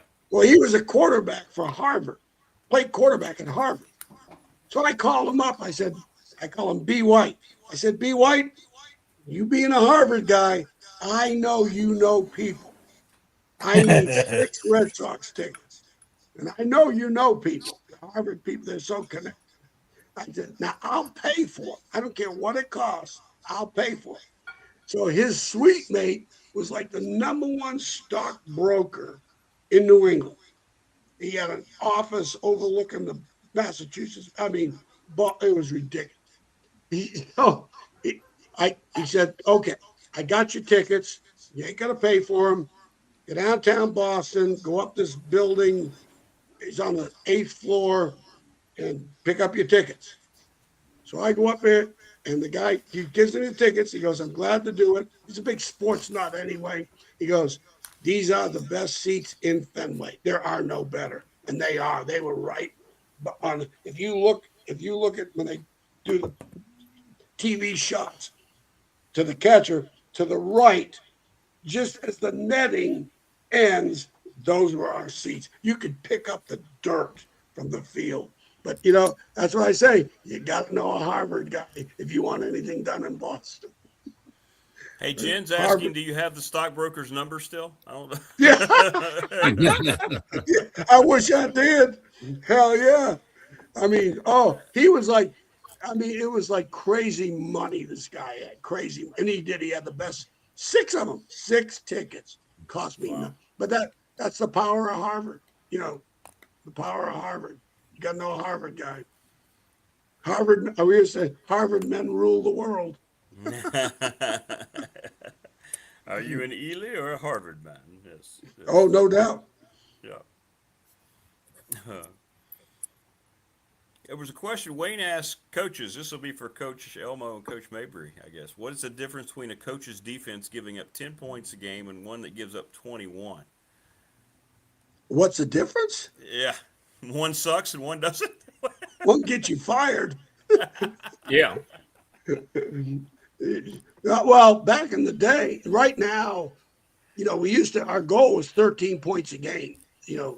That was the goal back in the day. Now, if you hold someone to 17 to 21, no more, no less defensively, you're actually doing a really good job of defense, 17 particularly, but yeah, 21 points, you still could win a game. The offenses are so high octane about scoring points. I told Rick the other day, I could have saved Southern Cal a lot of money, Coach Mabry. They could have hired me for $1,000, $100,000 a year, and I could have held them to 30 points a game on defense at Southern Cal. They didn't have to pay that sumbitch $2 million to give up 30. I know I can give up 30. I know I can hold them at 30. There you go. I'm good at that. Thing in high school, it's hit or miss, and your fixes you don't have quite as many fixes on the high school level as you do on the college level.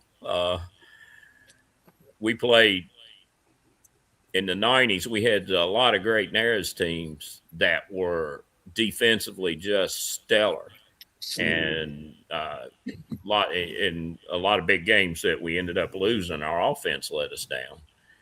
And then when I came back, and then Alta Vista, we had a combination of good defense and offense and won state titles. Yeah. And then I came back here that first year, 23, with Collier Pruitt. We were talking about him earlier, Rick, our quarterback. And we're scoring like 40, and we're scoring about 40 points a game. Ooh. But the problem is we were giving up points like by the buttload. We played Honaker. Honaker was the number one team in the state at the time in single A, and they had the music kid who's at Emory now, quarterback. And they were running that air raid stuff, and they beat us something like 71 to 62 or something like that. Jeez. So not quite as many fixes. That'll make me have another bottle of wine. That'll do it. Hey, that's why they made alcohol. Shit. I mean, honest to God, I would go into games. Virginia Tech was kind of interesting because, and especially what Bud did there, because now there was Tyrod. Most of the great defensive teams in college, when you watch the Georgias or the Alabama, the teams that win a national championship because they're playing great defense. When I was at Wisconsin and we were in the top 10 nationally on every statistic, it's still a team game. Your offense becomes your defense becomes your offense. And when one's not doing well, the other picks it up. And that's what the great teams do. You had to love that offense at Wisconsin, though. Oh, you kidding me? Because they were sitting there, they were milking clock. Let me tell you, and just all we had to do in the first half is play good enough defense, because in the second half it became a bludgeoning. We were down 17-0 to Ohio State in the Horseshoe, 17-0 in Columbus in the Horseshoe. We scored 40. We shut them out in the second half and scored 42 points in the second half. We beat them 42-17 in the Horseshoe. Wow. In the Horseshoe. You play good defense. You play good defense, and then you've got an offense that eats. Well, it's complementary. You got to play complementary football. Yeah. You can't be like Southern Cal. If they come out 2-by-2 and throw 3 straight passes and punt, you can't be 3 and outs, and defensively, you're playing. If you could play, the NFL average snap is about 60 to 65. They don't want any more snaps than that. That game is over fast. and they finally in college changed it where, after a first down, the clock's still running. They used to stop the clock on first down. Well, next thing you know, the offense is getting 80, 85, 90 plays. Listen, you're averaging 85 defensively. If you're playing 85 snaps a game and your average should be 65, well, after a while, multiply that by 10 games. You're playing 2 or 3 more games for the year. Yeah, so your injuries are going to go up. You're all that crap so you got to be able to, when I was the great defenses, when I was at 65 snaps. When you get into the 70 snap defense, 70, 75, 80, they're scoring points. I don't care if you're playing Roanoke College. I don't care. Right. There's points. You're giving up points. You give them enough possessions, you're giving up points. I think the college game has changed with that running clock on the offensive coaches hate it. They hated it. When we won our first state title at Alta Vista in 2009, we were in the Dogwood district. It was a big play league. Brad Bradley was running the spread, putting tons of points on the board. Gretna was loaded with those teams. Dan River had the Edmonds brothers. And it was big plays. It was a lot of big plays and stuff. And we had a defense that was really, really, really good. And it was a mixed league. It was half partial single A and double A. So it was a mixed league.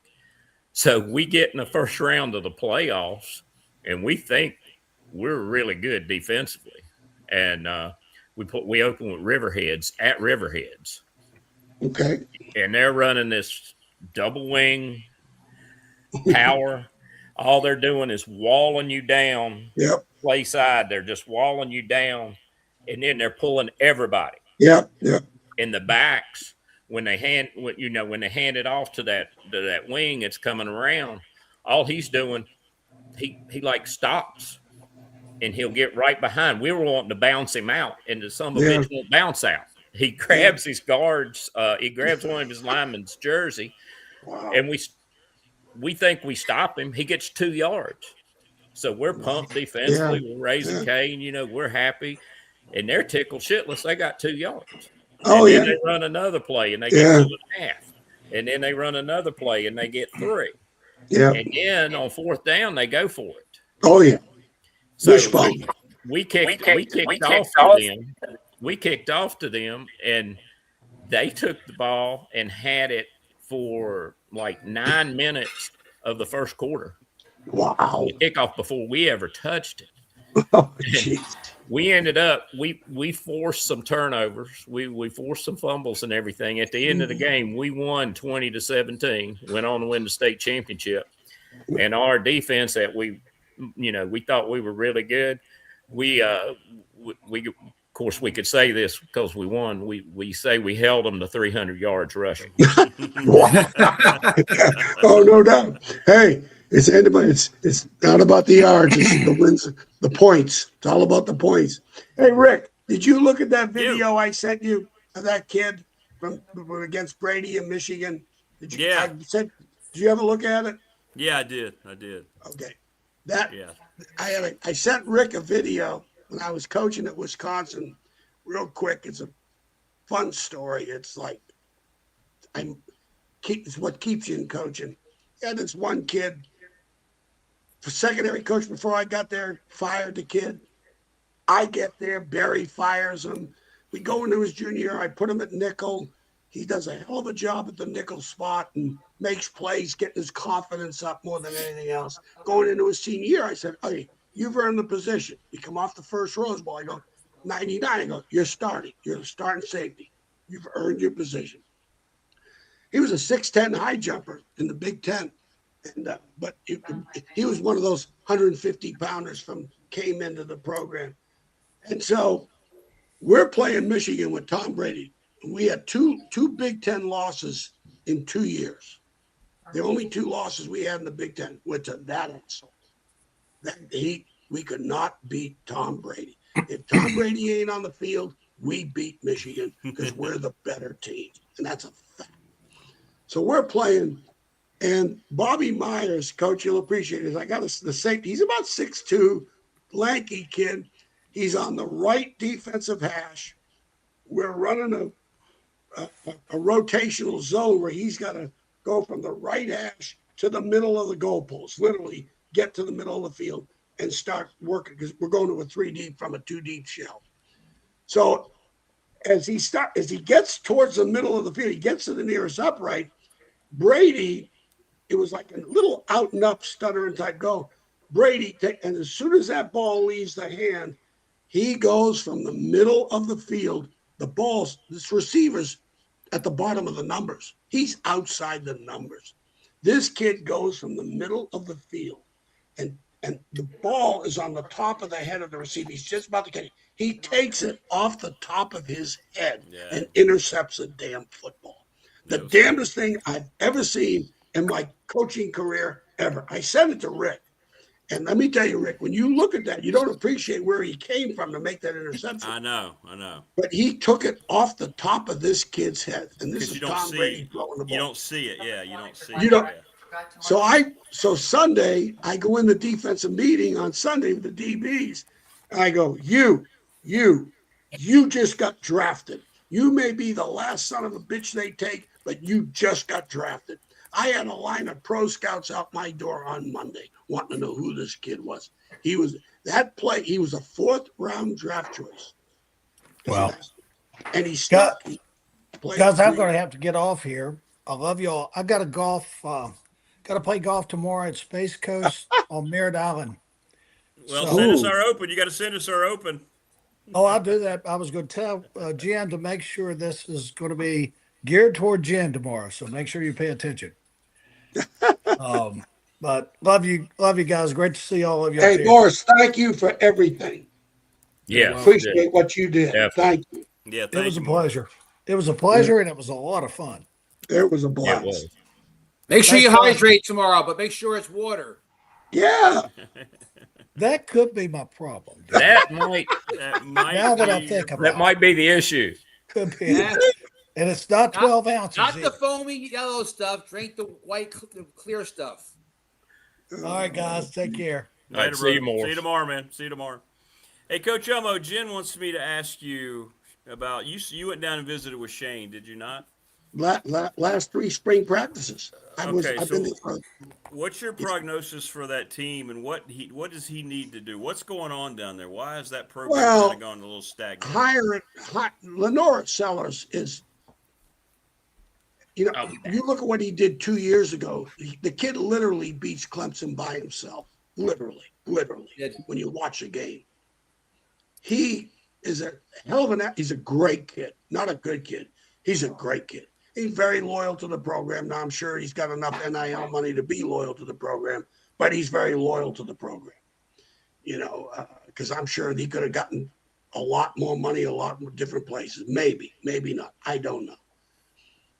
When he hired Shula,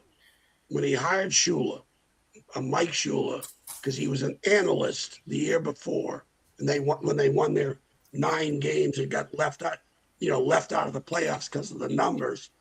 I think they won 9 games that year, beating Clemson he was on a roll and a high. Then he gives Mike Shula the offensive coordinator's job. And they tried turning this kid into an NFL quarterback. And he's not. He's a square peg round hole. And the offensive line was not as good either. So it was a perfect storm in terms of, equating to how many games they won, 3 or 4. From 9 to 3 or 4, you got the offensive line not as good, and you've got a quarterback they're not playing to his strengths. And so what I saw this spring, was I think you're going to see what happened 2 years ago. I think you have a chance they have enough skilled people on defense and enough skilled people on offense to be an upper half SEC team. It's just going to come back to, they lost a lot of D linemen last year from 2 years ago. So it comes back down to the same old crap, Rick, lines of scrimmages. The offensive line, D line. And now the quarterback can make that offensive line better, but not if you're trying to make an NFL quarterback out of it and trying to get into this rhythmic throw. He's a spread quarterback. He's not necessarily that you have to run him all the time. He can throw the ball. He can throw a deep ball. He's got some accuracy to him. He's athletic enough to be a good throwing quarterback, but not a timing throw. You got to take the ball out of his 80. When 80% of the time he's asked to win games, there's no quarterback good enough. Yeah. And you can win a game, but not a season. Season, yeah. I think they're going to be better. I think they'll be better. I think they have a chance to win 8 games. I really do. If the offensive line can come around and they do what he does best, because he's got enough surrounding cast. Well, from what I saw in the spring. Does he need 7 or 8 wins, you think? I mean, did you get a sense? Oh yeah. No, if he's 4 or 5 wins, he's done. He's gone. It'll be South Carolina. They, like LSU, they're not going to put up with it. They're not. I hope not. I want them to be. They just did it with baseball. What's that? They just did it with baseball. Oh, Jesus, baseball. They're like. They went all in on. That decision. Yeah. Now the baseball coach they hired from Coastal, I knew his daddy. His daddy was a football coach, NFL coach and a football coach. Steve Schnall, good guy, great guy, passed away a couple of years ago. When I was at Coastal, when his boy was an assistant coach for Gary Gilmore, he used to come over to watch us when I was there, and we'd always shoot the ball. He coached at William Mary a couple of years for Jimmy Laycock. His daddy did. And I think they hired the right guy. I think he's he did a great job at Coastal. Yeah, I just you kind of, as soon as that they dismissed the head coach, you could sense it coming that there was no way he's had the best team in South Carolina for years now, every year. Better than Clemson, Yes. Better than South Carolina where he's at now. So, but the trick was to get him out of there, Yeah. But you kind of felt like you kind of felt like it just felt like it was a done deal. Like people like, and you all saw it with them how they played. They did, their play at the end of the year went down a little bit. I think they made a player start the sense that Kevin was leaving. Yeah. Well, tell me, Denny, I've always said this about baseball and college baseball coaches. Don't those guys have to have a great rapport with the scouts? Major league scouts to get players to identify players. It's the same. I don't know. Well, you don't have that interesting dynamic. Well, maybe you do. You didn't coach in it, but now you've got 7-on-7 travel for football. But baseball, we've had travel for years, and it's the same thing with when I do in travel. Is that you build relationships with coaches that know that when if I told. Here's Dwight. Dwight, if I told you to go down to ABC Chops, and it's the best steak of your life, okay? I've already put that steak at a high bar, okay? That's got to be the greatest steak ever. Otherwise, I'll say, listen, Dwight, go to this place. They've got good steak, but you decide. I believe in being honest about players. My program, and it's the same thing with pro scouts listen to the college scouts. They'll call them up. The same thing with football. Same thing with football. I was watching that movie with Kevin Costner, Draft Day. It's a great movie. Yeah. Remember when he called the guy they didn't draft, then everybody's number one, and he goes, well, none of the teammates went to his birthday party. That's the reason why they wouldn't draft him. Remember? That was the reason. How come no one went to your birthday party? Oh. Yeah. But they absolutely they speak to them. Well, Abe Knapp, when Abe Knapp was the baseball coach at Fairham, when he had Billy Wagner and those guys. Everybody knew Billy Wagner, Virginia. No, but you know what though? He had some good baseball teams at Fairham. He did. Again, I think I told you, my coach would not play them. He was afraid we were going to lose to a Division III team, and we were going to see Wagner. And more than half our lineup was left-handed. We'd have been stumped. I love it. Good stuff. Right, we were talking about the guy that broke the bench press record at Tech today. Oh, what's his name? He benched 515. What's his kid's name? The defensive lineman. Kamari Copeland. You know, he's a Bob Beach guy. Yeah. He's from my area, 757. Yeah, he's a good player. I mean, you know, I think it's impressive. I've always felt I learned this very quickly when I was in college. There's workout speed, track speed, and then there's game speed. Antonio Freeman ran a 4.7, 4.6, but on game day he was much faster. Oh, yep. There's a lot of guys. People talk about when I knew I was going to redshirt. When I knew I was going to redshirt was when the varsity guys reported, and I saw Hank Coleman push press in 3:45. I mean, he had a stoplight. They called it a stoplight because the color of the weights, and he just was pressing it up like push jerking, whatever. Those guys were strong on game day. I've seen guys though that were really strong in the weight room, but it didn't translate to the field. I always see those highlights on Instagram and TikTok and Facebook and Twitter of these guys in the last few years at Virginia Tech squatting and benching, and then on 4th and 2, we can't stop anybody. So I just want to make sure. Look, Rick knows this about me. I've been around the game a long time now. I'm an unk, as they call me. I'm an OG. So I look at this stuff and I'm like, hey, man, it's great. You know, when I got to Virginia Tech, I was at Tech. Again, I was in a unique time. I saw the transformation of Virginia Tech, the campus and the facilities. When I got to Tech, we worked out in the old weight room. It was this dungeon. It was a dungeon. No music, right, Dwight? No music. It was no. I think if we were good, like kids, Gentry turned on the music. But if we weren't focused, he turned it off, right? But what I remember is when I got there on my visit and when I committed and I signed, there was a picture of a guy that I looked up to named William Boatwright. And he broke the squat record. And there's a picture of him squatting, and the bar was bending because there was so much weight on each side.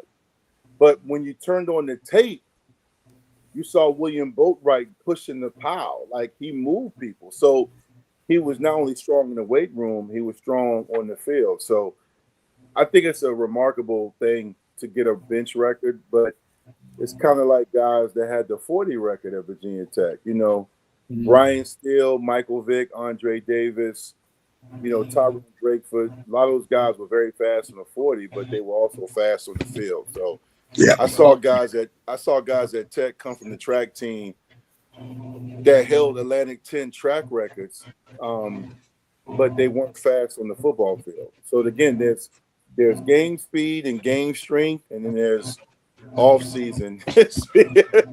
Well, that's like a BP baseball player. He looks great in BP, not in the game. Yeah, Dwight, this. One thing, Gentry. One thing, you as a coach, you're not getting Strength and Health magazine type player. You're getting the best conditioned, strength-wise, cardio-wise, football player you're in the country. That's what you're getting from it. Yeah, I think the kid Copeland is. You're getting the football player back. Yeah. I mean,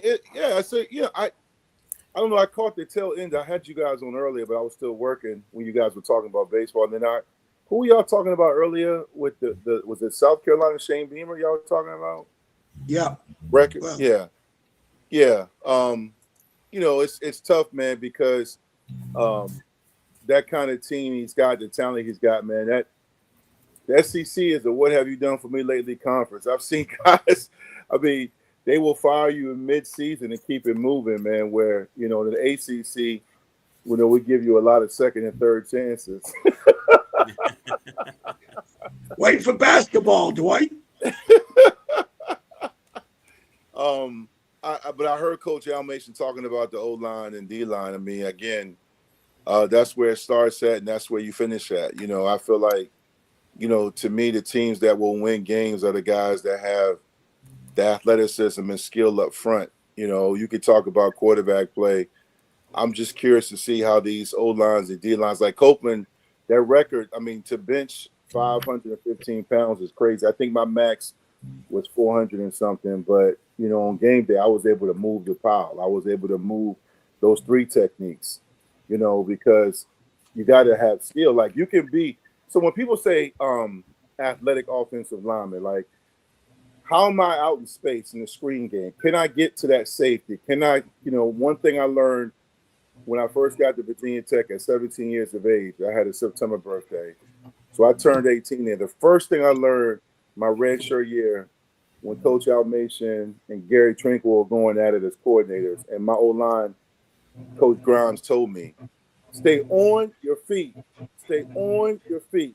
If you were on the ground, it was bad. Even if you had a great block, stay on your feet. I didn't know what that meant until I became a seasoned guy later on. It meant basically, if you're on the ground, you're not helping anybody. So if you're on the ground, it's bad. So basically, they want athletic linemen and defensive linemen. So that means if I'm strong and we're doing a combo block and I got to get to the next level, that Mike linebacker, I got to be on my feet. So it doesn't help that you're big if you can't get to the next level. So that's what that athleticism. And, you know, most linebackers, especially in those Bud Foster and Almation defenses that everybody pretty much copied after those years they were there, you got to be able to get to a linebacker that's really moving at a fast level. You know, I know now everybody runs a spread. My biggest beef with the spread is if you watch the O-linemen in the spread, they're in the 2-point stance. We call it the racehorse. They're sitting up like this, right? And the ball is snapped. I'm already out of position if I'm standing straight up. I have no leverage. So the biggest thing I can't stand when I watch O-line play now, I'm not. Can I say this, Rick? That what we call it titty blocking. Yes, you can. You're like good. this. You're good. They're like this. Hey, Dwight, as long as I'm on there, you're okay. Trust me.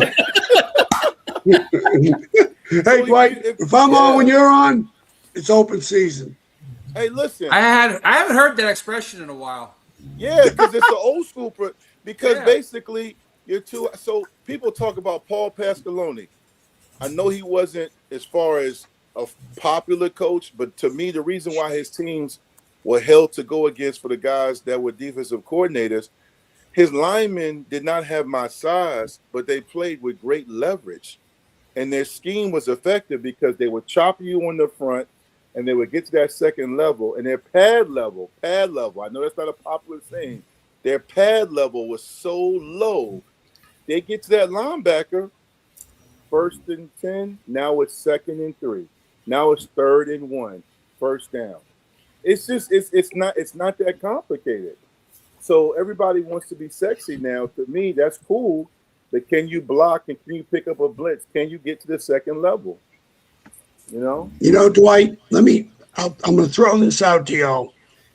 And I don't think it's fair when I make this statement. But the only thing, and I get it, Virginia Tech is the last few seasons have been so disappointing for the fans, particularly. And and when Franklin got there, it's nothing but positive vibes coming out. But I'll say this, the guy benches 550. When did we ever broadcast Mike Gentry's accomplishments? When was that ever broadcast or ever put out? Different day and age. And I get that. And I understand that. But I will tell you, if Gentry was still there today, you would never heard about this boy benching 550. Now, someone's gonna put it on Facebook or Instagram. It's already out there. It's already out there, but it ain't coming from the athletic department. It ain't coming from the football office. And maybe this didn't. But I'll tell you, I'll still say right now, the team that I think that I scared. If I was in the ACC, what the hell is Virginia? Because you don't hear shit coming out of their camp. Nothing. Not a word. Crickets. Money and now they finally allowed portal. Don't forget, 2 years ago, people said, "Oh, they go to the portal." Do you know? Prior to that, they probably averaged 5 or 6 portal kids a year. They finally let them have portal kids, and they're still restrictive academically on some of these things. Yeah, they are very restrictive. They could not get portal kids coming in midterm. They went back to their high school transcripts. And I mean, it was, they finally allowed they had 30 portal kids and they hit on just about all of them. So this is the second year that they've got with multiple portal kids. But I would still say this about Virginia, and God bless Virginia Tech. There has to be such positive things going on. But Virginia's like, you don't have anything, nothing. It's crickets. And to me, those guys are the most dangerous people. I remember when I was at 93 year, Dwight, we were ranked 86 in the country, and nobody cared about us. So it was great. And they came out of nowhere last year, correct, Virginia? Right? They did. They were picked lower than Tech. I think the thing that helped UVA last year, that quarterback they had was a winner. Oh yeah. He had a lot to prove because they won 6 games where they either came back or they went to overtime.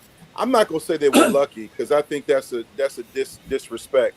I think they learned how to win last year. They won those close games because they beat Louisville in overtime. They beat Florida State in overtime. I mean, they really just had games where they just were really, really savvy in how they came back or they won in the fourth quarter. They also were very fortunate where they didn't play Miami and the other they didn't play SMU. They got a favorable schedule. But I think at the end of the day, Coach Almason's right.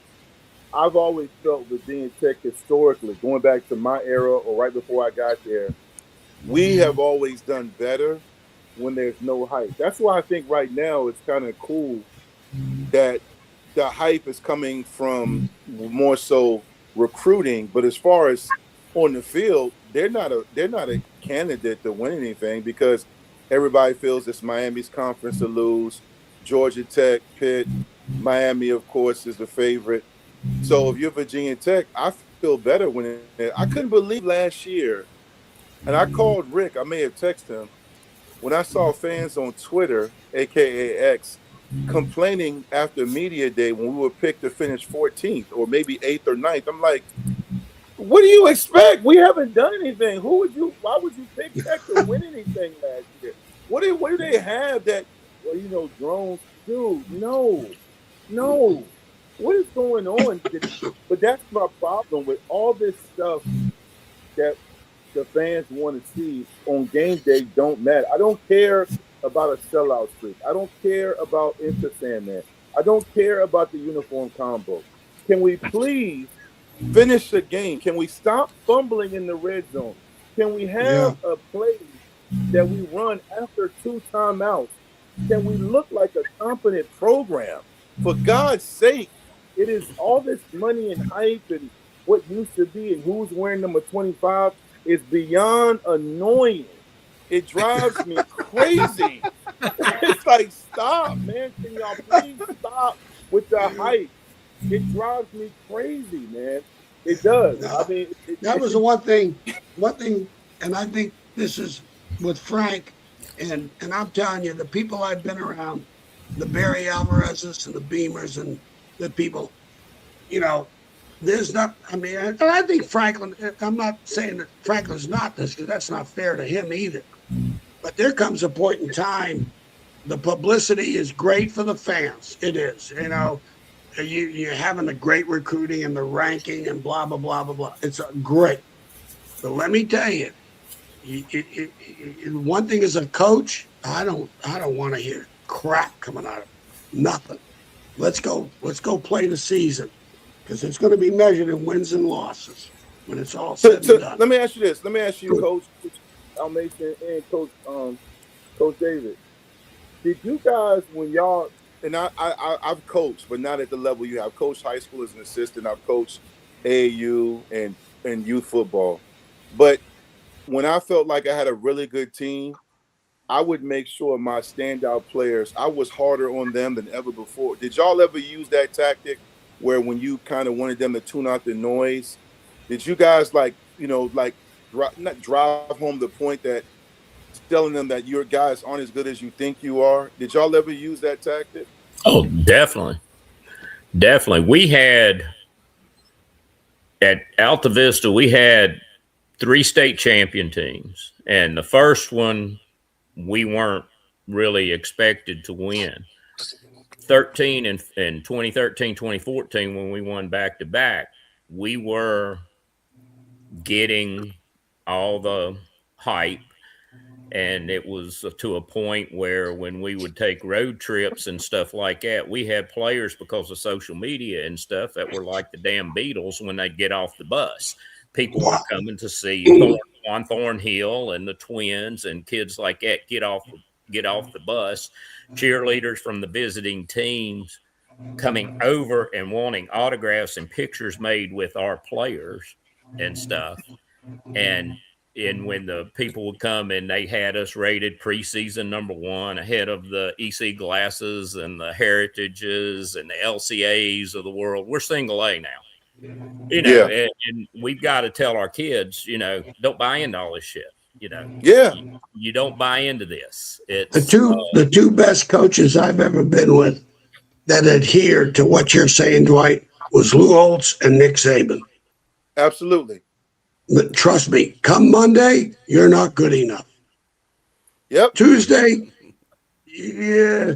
By Thursday comes around, you're good enough. But Monday, Tuesday, and Wednesday, it's a humbling experience. And there was a thing, you'll appreciate this, Dwight. I sent this to Brian Steinspring because, when I listened to what he spoke at the Roanoke Sports Club there in Salem, and he did a great job. I got the video of it, and he was so, about the challenges and things of that nature. And here's my point is, I told Brian, I said, Brian, remember this. The best thing when Coach Saban ever went before the press or talked to community, he was talking to his players. He wanted the message sent to his players through the press and to the community. He used those two venues to send messages to his team. And that's exactly what Brian was doing. And, there was a thing in the worst, call it, quote, syndrome in athletics. Denny, I think you'll appreciate this, Coach. I know, Dwight, I know you all appreciate this. Nick had a prominent psychiatrist, not psychologist, psychiatrist. These are the fix-it guys. They fix shit. They fix problems.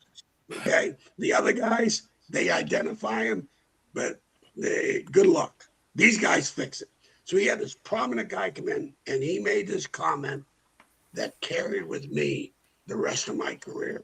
He said, the toughest syndrome that the athlete has to overcome is when you get to the point where you're relieved after success, after a win. He called it relief syndrome. That all of a sudden you accomplish something, you accomplish a win, and they say, thank God that's over. Oh man, he goes, the difference with the Bradys, the Jordans, or the great teams, when they accomplish things the next day, they are very highly motivated the next day. Yep. And that's I call that the 20% club. There's only 20%. Dwight, how did Coach Smith? You played on state champion. You know what? Hey, he's another one. I could throw his name in there too, because so it's so funny. it's so funny, Coach, you said that, because as Coach Almation was talking, I am being honest with you. Coach Mike Smith was in my visual. I was thinking about him. We played. I started 3 years on varsity. I was on varsity 4 years. My sophomore year, I didn't go both ways. Junior and senior, I did. Sophomore year, I'm playing left tackle. We got a big matchup against Ferguson High School before they closed it, right? Aaron Brooks is a starting quarterback who went on to have a great career at UVA, played in the NFL, was a Pro Bowler with the Saints. We're playing Aaron Brooks in Darling Stadium. It was a Saturday noon kickoff, and we are a well-oiled machine. We're undefeated. We're number one in the state, and we win 61-15. And we were so fired up because, Aaron Brooks, when you're a player and a coach, who's really good. They had a lot of receivers that were 6'3", 6'4". We shut them down. We win. We're dominating so bad at halftime, the coaches meet and they decide to have a shorten the third and fourth quarters to get everybody out of here safe because we didn't want to get anybody injured. We go in the locker room, and I remember this like it happened yesterday. And we're yelling and dancing, and we're just talking about where the party's at, the girls, and we're just talking crazy. Coach Smith walks in, turns his head to the back like he did, and he comes in with his and it was almost like a mafia. He had Coach Mann and Mitchell beside him, like staggering in the back. They couldn't even orchestrate it better. And he says, "What the hell is going on in here?" He said, "You're not that damn good." He said this. He said, "All this hooting and hollering that you lost your damn mind. You ain't." And he spits this to dip. He had the dip. He spits it. He said, "You ain't done shit." And I was like, "Oh my!" I mean, I'm a sophomore. I'm scared to death. And he was like, he said, "I ought to run your asses right now. I ought to run you." And he just, and we all go silent. We go quiet. He said, "You're lucky you gave up 15 points." And I'm thinking, I promise you, I'm a young kid. I'm thinking, yo, dude, we won 61-15. We could have scored 100. And he wasn't worried about Ferguson and Aaron Brooks. He was thinking about which happened later. We were 9-0, and Kozlowski had a kid named Allen Iverson who was 9-0. We had to play them for the district championship. Wow. So it was to Coach Almeida's point. I never knew I was really good until my career was almost over because the coaches I played for, Beamer, Mike Smith, 2 Hall of Fame coaches. I was around Bud Foster, who I talked to this morning. I was around so many hard Gentry. I was around so many alpha males who didn't kiss your ass, who would my dad is a very peaceful. I don't never see my dad never got mad, but my dad never told me I was good. He might have said good game. He might have said, "Hey, good job," but not a lot. It was no. So I was always okay. We won the game. On to a business-like approach. During the game, we celebrated, but we were so focused. Coach Smith, I think, matter of fact, funny story, Coach. I interviewed Coach Smith. My laptop crashed. I never got the interview up, but I interviewed him 3 months ago, and I damn near cried in the interview on my podcast. I'm recording it because he said, yeah, he's older now. He said, "You were one hell of a player. You were one of the good ones." Shit. You have to understand. I don't know if all you guys maybe you do.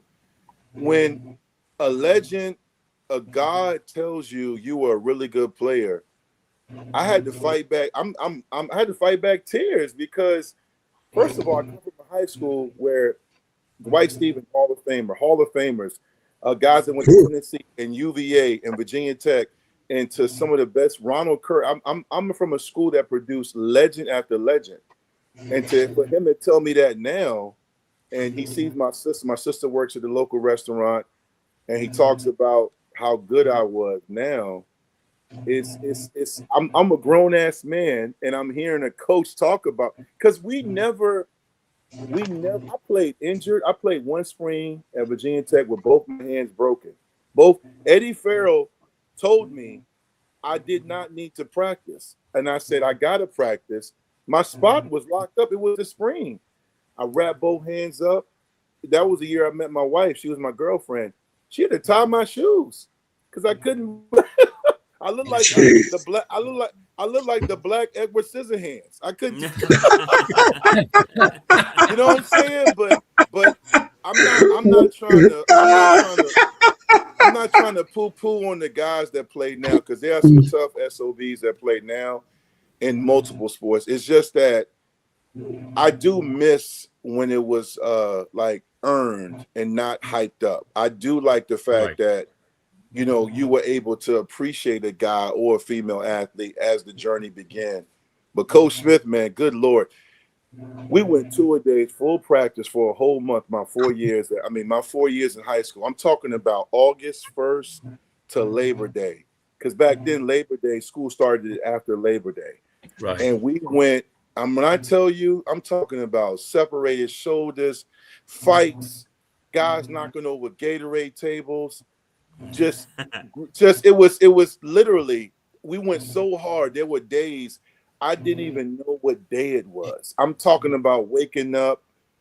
You know how hot it is. I know Virginia people will tell you it's hotter now. I don't know, man. I don't know. It was hot back then. But this might sound, Coach Almation mentioned psychiatrists and psychologists. I sometimes look back, I had to be crazy because I got to a point where I started to enjoy it. Wow. You know what I'm saying? Because right. I miss, you know, the bus rides, even in Blacksburg, man. You know, when Eddie Farrell passed away, Coach Beamer told us, we were in Lane Stadium. It was a Monday night practice going into game week, and Eddie was an integral part of what we did. God bless the dead. And Coach Beamer, I knew something was wrong because he had a solemn look in it. Coach Beamer always had a roll of papers like this. He always had papers he would pull out his pocket.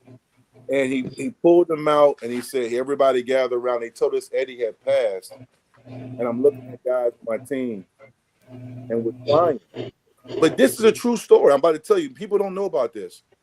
And Beamer then says, because he had been getting on us all preseason, all camp, about the locker room being clean. And then he said, and you know what? Eddie would have wanted that locker room clean. He said, Eddie would have wanted that locker. And I'm like, wait a minute, what? He said, so I tell you what, you guys, I went in there and the locker room wasn't clean. So mind you, we weren't supposed to condition that day. This is after a long practice. Because it's game week. We covered everything. He said, everybody on the line, we're going to run for Eddie Farrell. I said, Jesus Christ, Coach, come on. I didn't say it out loud. I said it to my inner self. Right. The inner. And then we got on the we're in Lane, and you know the Lane Stadium is much bigger than the practice field. And we ran 100 yards per, I don't know, that whistle must have blown 20 times. Gentry just blowing. Go! Next group up, go! And we're just running. And they let us, thank God, they let us take our shoulder pace and pop your pads. But we had to still, the pants and the cleats are on. And we're running. And I was like, man, this is grown man business right here, bro. Because in the back of my mind, we're mourning Eddie, but we still had the job to do. And that year we put EF on the back of our, Eddie Farrell on the back of our head. We had the sticker, you know, but you know, it was tough, man. Everybody, I don't remember, and I'm not trying to make it seem like we were in some type of war, but I don't remember anybody on the staff or anybody around us that were soft. You couldn't be soft. You couldn't be. That doesn't mean we didn't have a humanistic approach to life. We had chapel, we had people that cared about us, but you know, you had Foster on this morning, Rick. How intense was that guy talking about Almation and what Almation taught him? Oh, you can see it in his face. You can see it in his face. Now, Rick, imagine this: Grantham, Almation, and Foster on one staff. And Gentry. Yeah. We're getting ready to get the Avengers together and fight Dr. Doom, man. Hey, Dwight, I told you, When I look at my phone and there's former players on the line, I don't take the call. I think they've lawyered up. Hey, They're but going look, to sue my ass. to Almation and Coach's point, check this out. You bring up a good point. Accountability. How Rick, don't I always talk to you about accountability?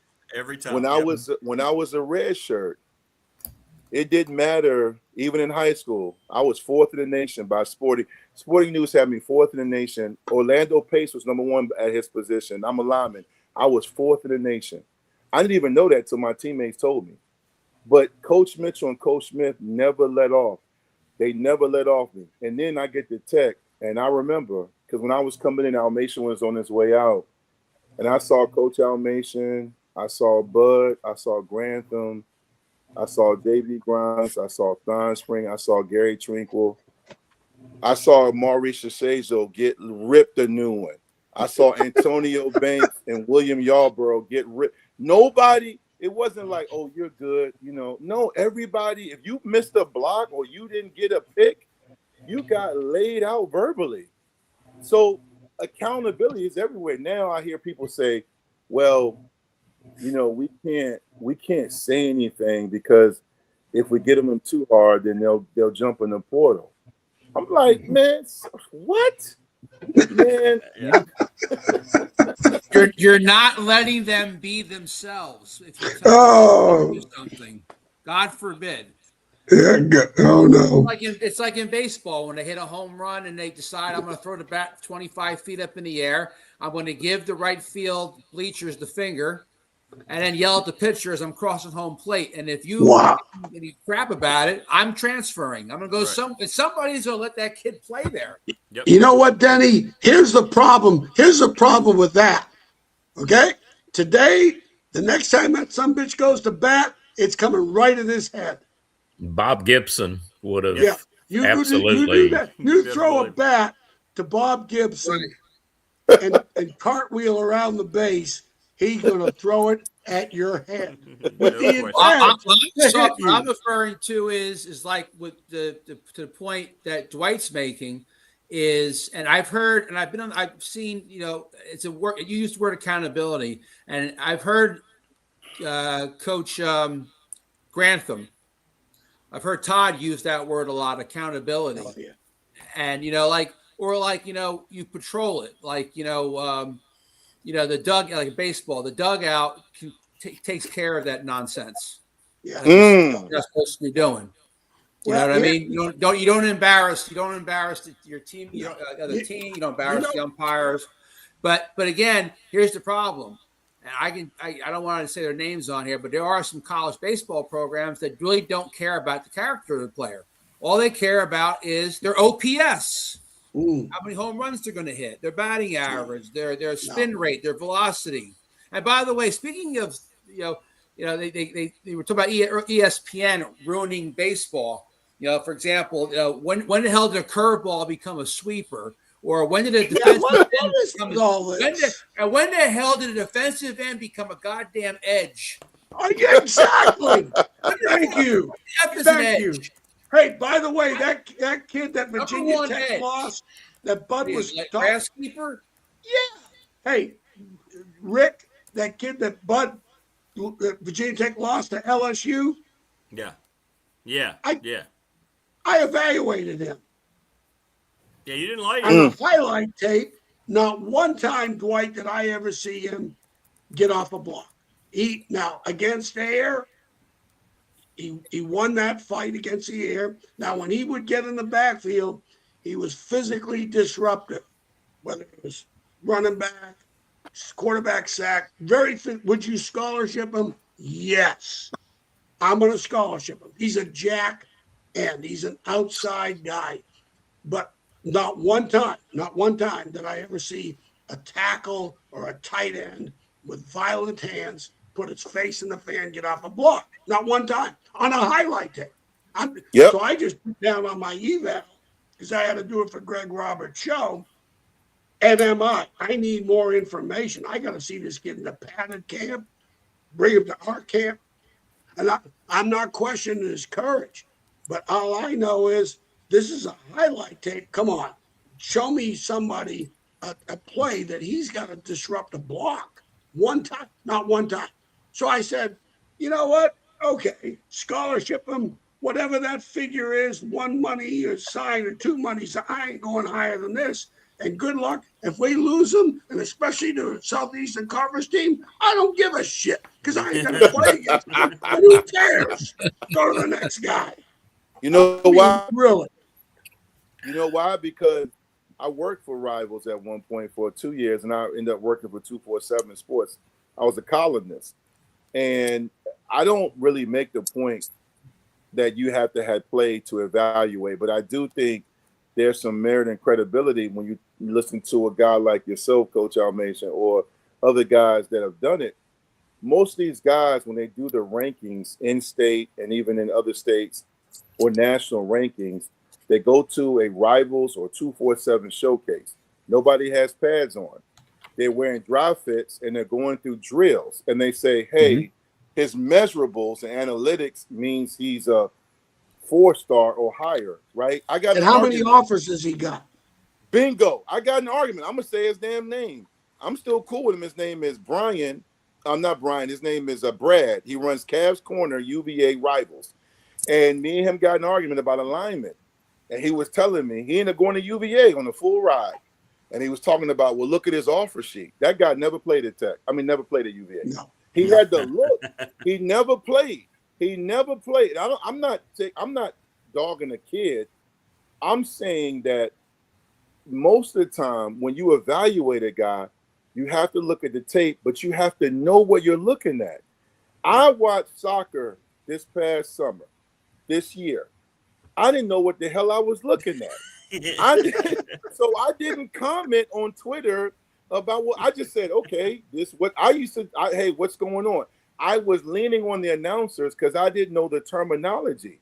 So same thing. I told a guy the other day, offensive lineman, in my humble opinion, is a very tough position to evaluate in high school. They were like, what do you mean? I said, because when I played and even now, unless you're at a very high-level high school conference like the WCAC in the D.C. area, you're going to go against many nights on Friday or Saturdays, guys that are not close to your level. So there were times I was going against a guy, I'm 6'5", 340. I'm going against guys that look like toddlers. So how are you going to evaluate me? I'm not going against a Waverly Jackson. You're not going to see in the high school level, there's a difference between D1 and a guy that's not going to play after graduation. So the offer list kills me because then you have to look at how many offers are committable. Kids get offers.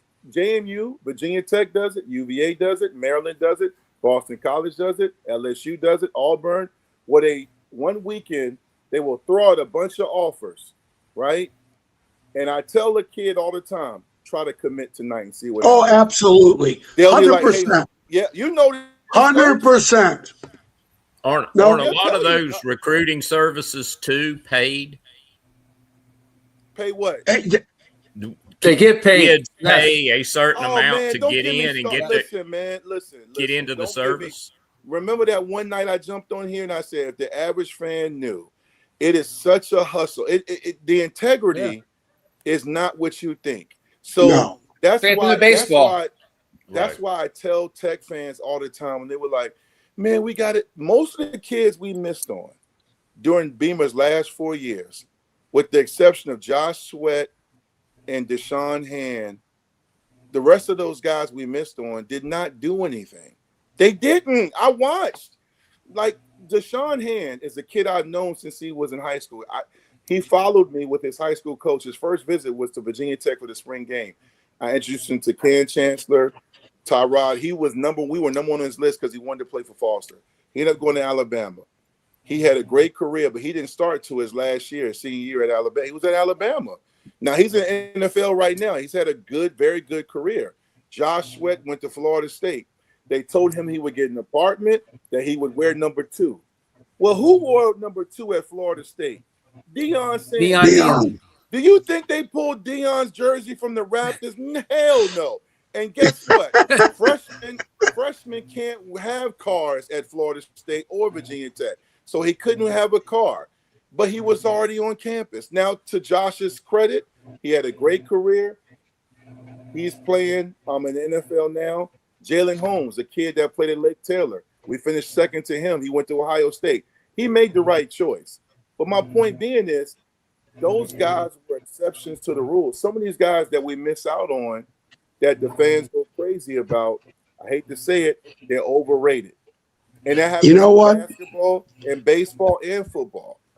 Dwight, when I've got to evaluate Greg, when I do the Greg Roberts show about this time of year, he gives me the top 10, the 247, and I evaluate them.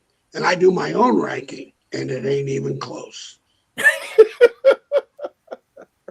It's like baseball. It's like baseball. You know, there's a couple work outfits out there like that. Actually, more than a couple now. And yeah, you pay for your videos being on their site and this that. Yep. And you actually have to sign off on your likeness being used. They can't use their videos, whatever. But if you go to if you're a pitcher and you go and say you're a 20. What year grad year is this? 27. You're a 2029 pitcher, okay, at a showcase, and you're hitting 90. You're automatically in the top without even anybody facing the hitter. Yeah, just throwing 90, and it's just and the metric, the spin rate. Same thing with the hitting, how fast the ball coming off your bat, defensively, arm strength. Your 60 time is the time, the 60 and the 20-yard dash that they're doing now. But yeah, Dwight said same thing. You could have a great metrics, and that's your score. But when you put that kid into a game, he's titty blocking. Hey, guess what? Guess what, Danny? My first ever snap as a collegiate player on the road at Navy in 1995. At Navy. And let me tell you something. We only won that game 14-0. We had Dwayne Thomas, Jim Druckenmiller, Brian Emmons. We were loaded. Offense, Brian Steele, Cornelius White, Jermaine Holmes, one of the best receiving corps in Tech history. Grimes calls me in. I'm a backup to Chris Malone, who started 4 years at offensive guard. I go in to give him a breather. I'm thinking, I'm 18 years old. This is Navy. Let me tell you something. Navy's defensive line was the best defensive, not the best defensive line I ever played against. I'm talking about condition. These guys are at Navy. They weren't even getting tired. First snap, Drunkler calls a pass play. I'm in my 2-point stance. I'm ready to go. The kid put a spin move on me and almost got the sack. And then I said, damn, you know what happened? I realized there's a difference between where I'm coming from and where I'm at. This is Division I football. And we're playing on the road in Annapolis, Maryland against Navy.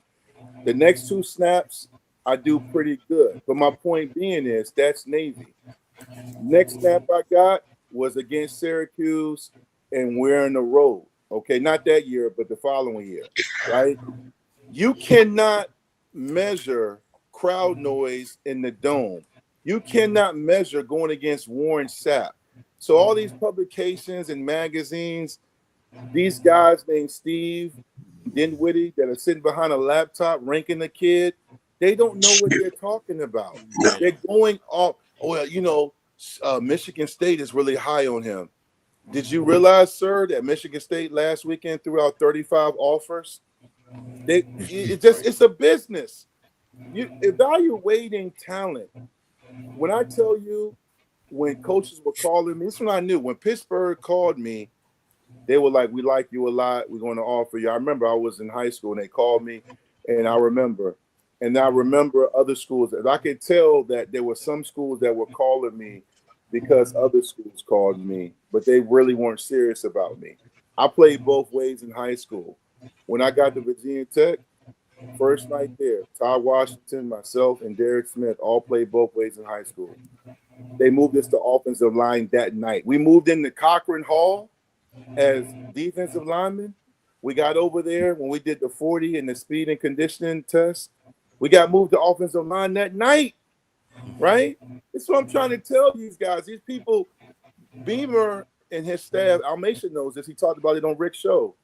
He was notorious for getting guys because the one thing, and Almation talked about this last year on Rick's show last season, they were notorious for moving guys to different positions because they had a masterful way of evaluating talent. They knew this guy was better suited at this position. One of the guys Almation, I don't know if I'm going to bring up an oldie but goodie, a guy that Almation fought for that tried to get him on defense, but they kept him on offense, was Ken Oxendine. Almation wanted him at linebacker because Ken. I signed him. I signed him out of Richmond.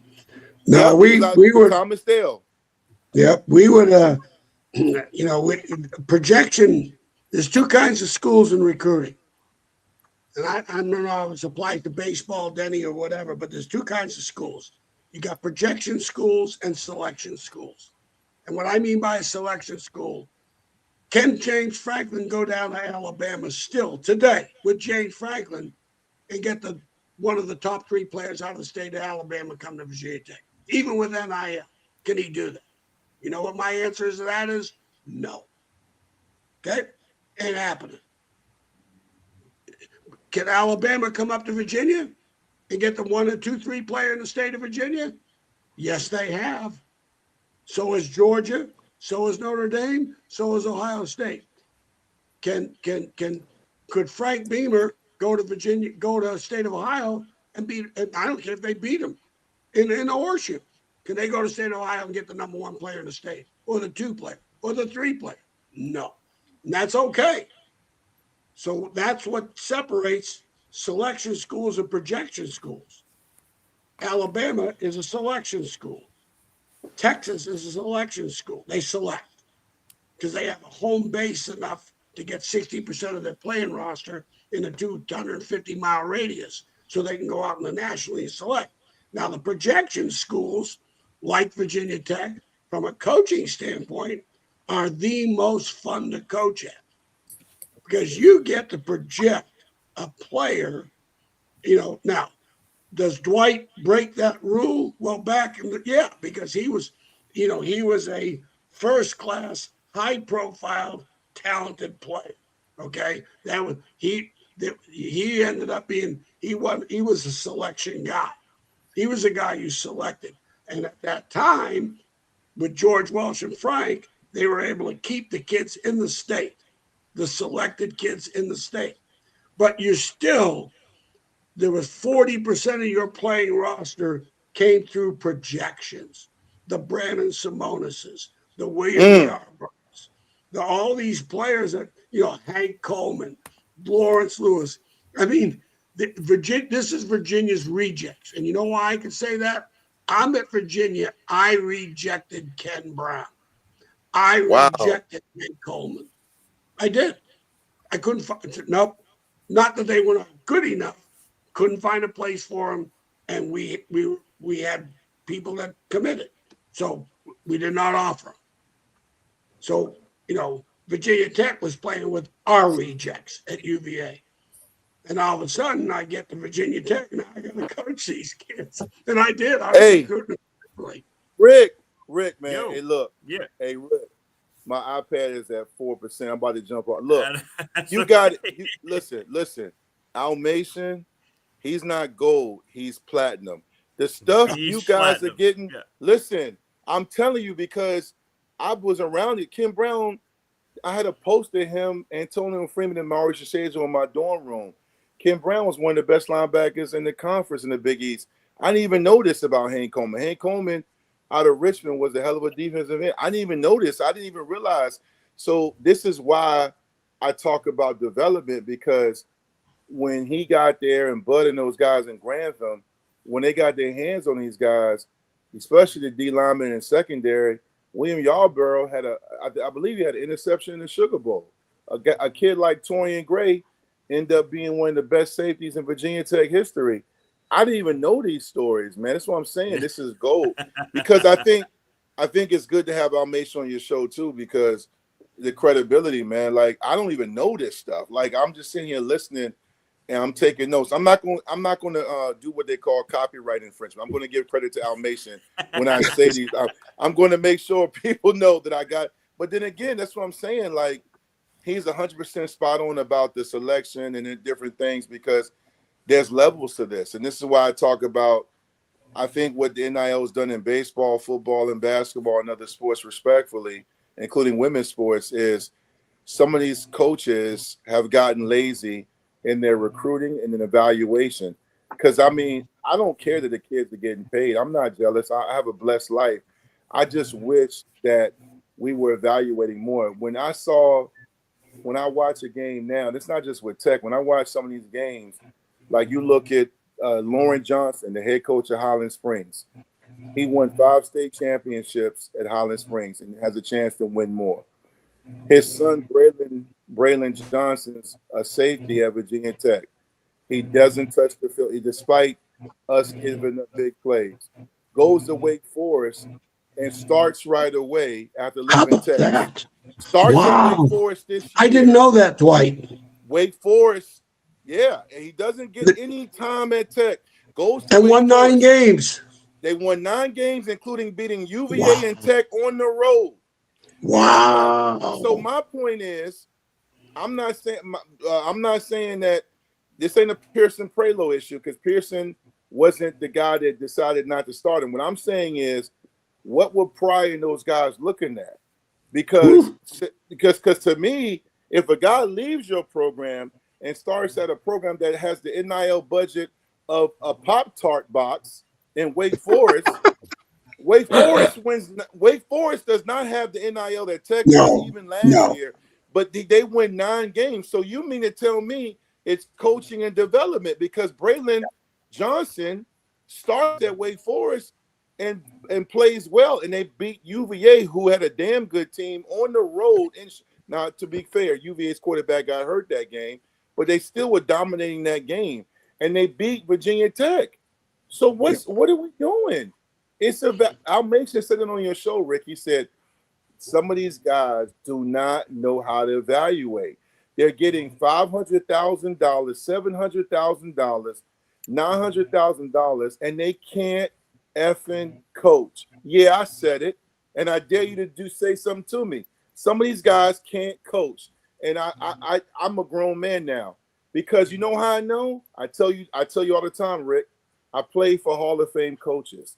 I've been around. You heard what Buff Foster said this morning. I know who I am, and I'm not flexing on your show. I'm saying is, if I'm getting paid as a therapist, I'm a licensed mental health therapist, which I am. If my patients aren't getting better, then why are you paying me? So to me, and I'm waiting for my direct deposit on Monday. I still live check to check. So to me, when I turn my TV on Saturday, and Virginia Tech is favored by 6, and I'm going to the bathroom and we're down 13 with guys making $200,000 in NIL money, but can't tackle, what are we doing on Monday, Tuesday, and Wednesday? What are we doing during the week? Are you not watching film? Are y'all not studying? You can't catch, you can't tackle, you can't block, but then you come in the post-game presser. Well, they did some things we didn't see on film, and we just got to execute better. Bullshit. Hey, let me tell you what. I wish I knew you as a therapist my last 7 or 8 years of coaching. I could have used your ass. Damn. Hey. I needed a therapist in the worst way. Hey, man. I love what I do. I help people, but I'm very honest. Therapy is nothing but accountability. And there's different forms of therapy. Challenge. Hey, I mean, look, I've had some tough patients, but I'll tell you this. One thing I do is, for that hour you see me, I'm going to show up, especially when you and your insurance are paying me. That's all I expect, Rick. I don't care about VMI. If we're only up 16 against VMI, fire everybody on Sunday. Come on, bro. Come on. But my thing is, don't tell me about the uniforms and all these shows. I love it. I watch them. I want us to win games. I'm tired, man. I mean, Danny's a baseball guy. You mean to tell me He don't know how to evaluate. He knows what's going on. He watches the game. I always tell people, don't make this out to be something that it's not. Don't tell me I don't know what I'm looking at. I know what I'm looking at. Don't tell me. My blood pressure goes up when I hear people say, well, we got to get more money. If you look at Indiana had a hell of a budget, but guess what? Signetti and his staff took JMU players and won the Big Ten. You know why? Because they can coach. They develop talent. So that's all I'm saying. Don't tell me that we need more money. That's like them staff meetings when you have people around the table, consultants and everybody. Well, what's going on? We need a bigger budget. What did that guy say in Jaws? We're going to need a bigger boat. Bigger boat. We're not going against Jaws. We're going against. That's right. Oh, Jesus. Remember I told you, Rick, a few years ago, because I know guys on the staff. And what did I tell you? I went on Twitter and everybody was like, wait a minute, Vic might have a point. I said to you 3 years ago, I said, our strength and conditioning program is trash. And everybody's like, what do you mean? I said, what I'm telling you is, if you're leading in every game or most games against Miami and other teams in the third and fourth quarter, you're giving up leads, you're mentally and physically weak. Trust me. I know. Yeah. You're mentally. That's what happened. Yeah, I know. Yeah. I ran 21. My big ass ran 21 110s every summer with 35 seconds rest in between. 21 110s, brother. I know about pain. What did Mr. T say? Pain. I know about it. Hey, you need to write a book. Yeah, it's you all good. do. Yeah.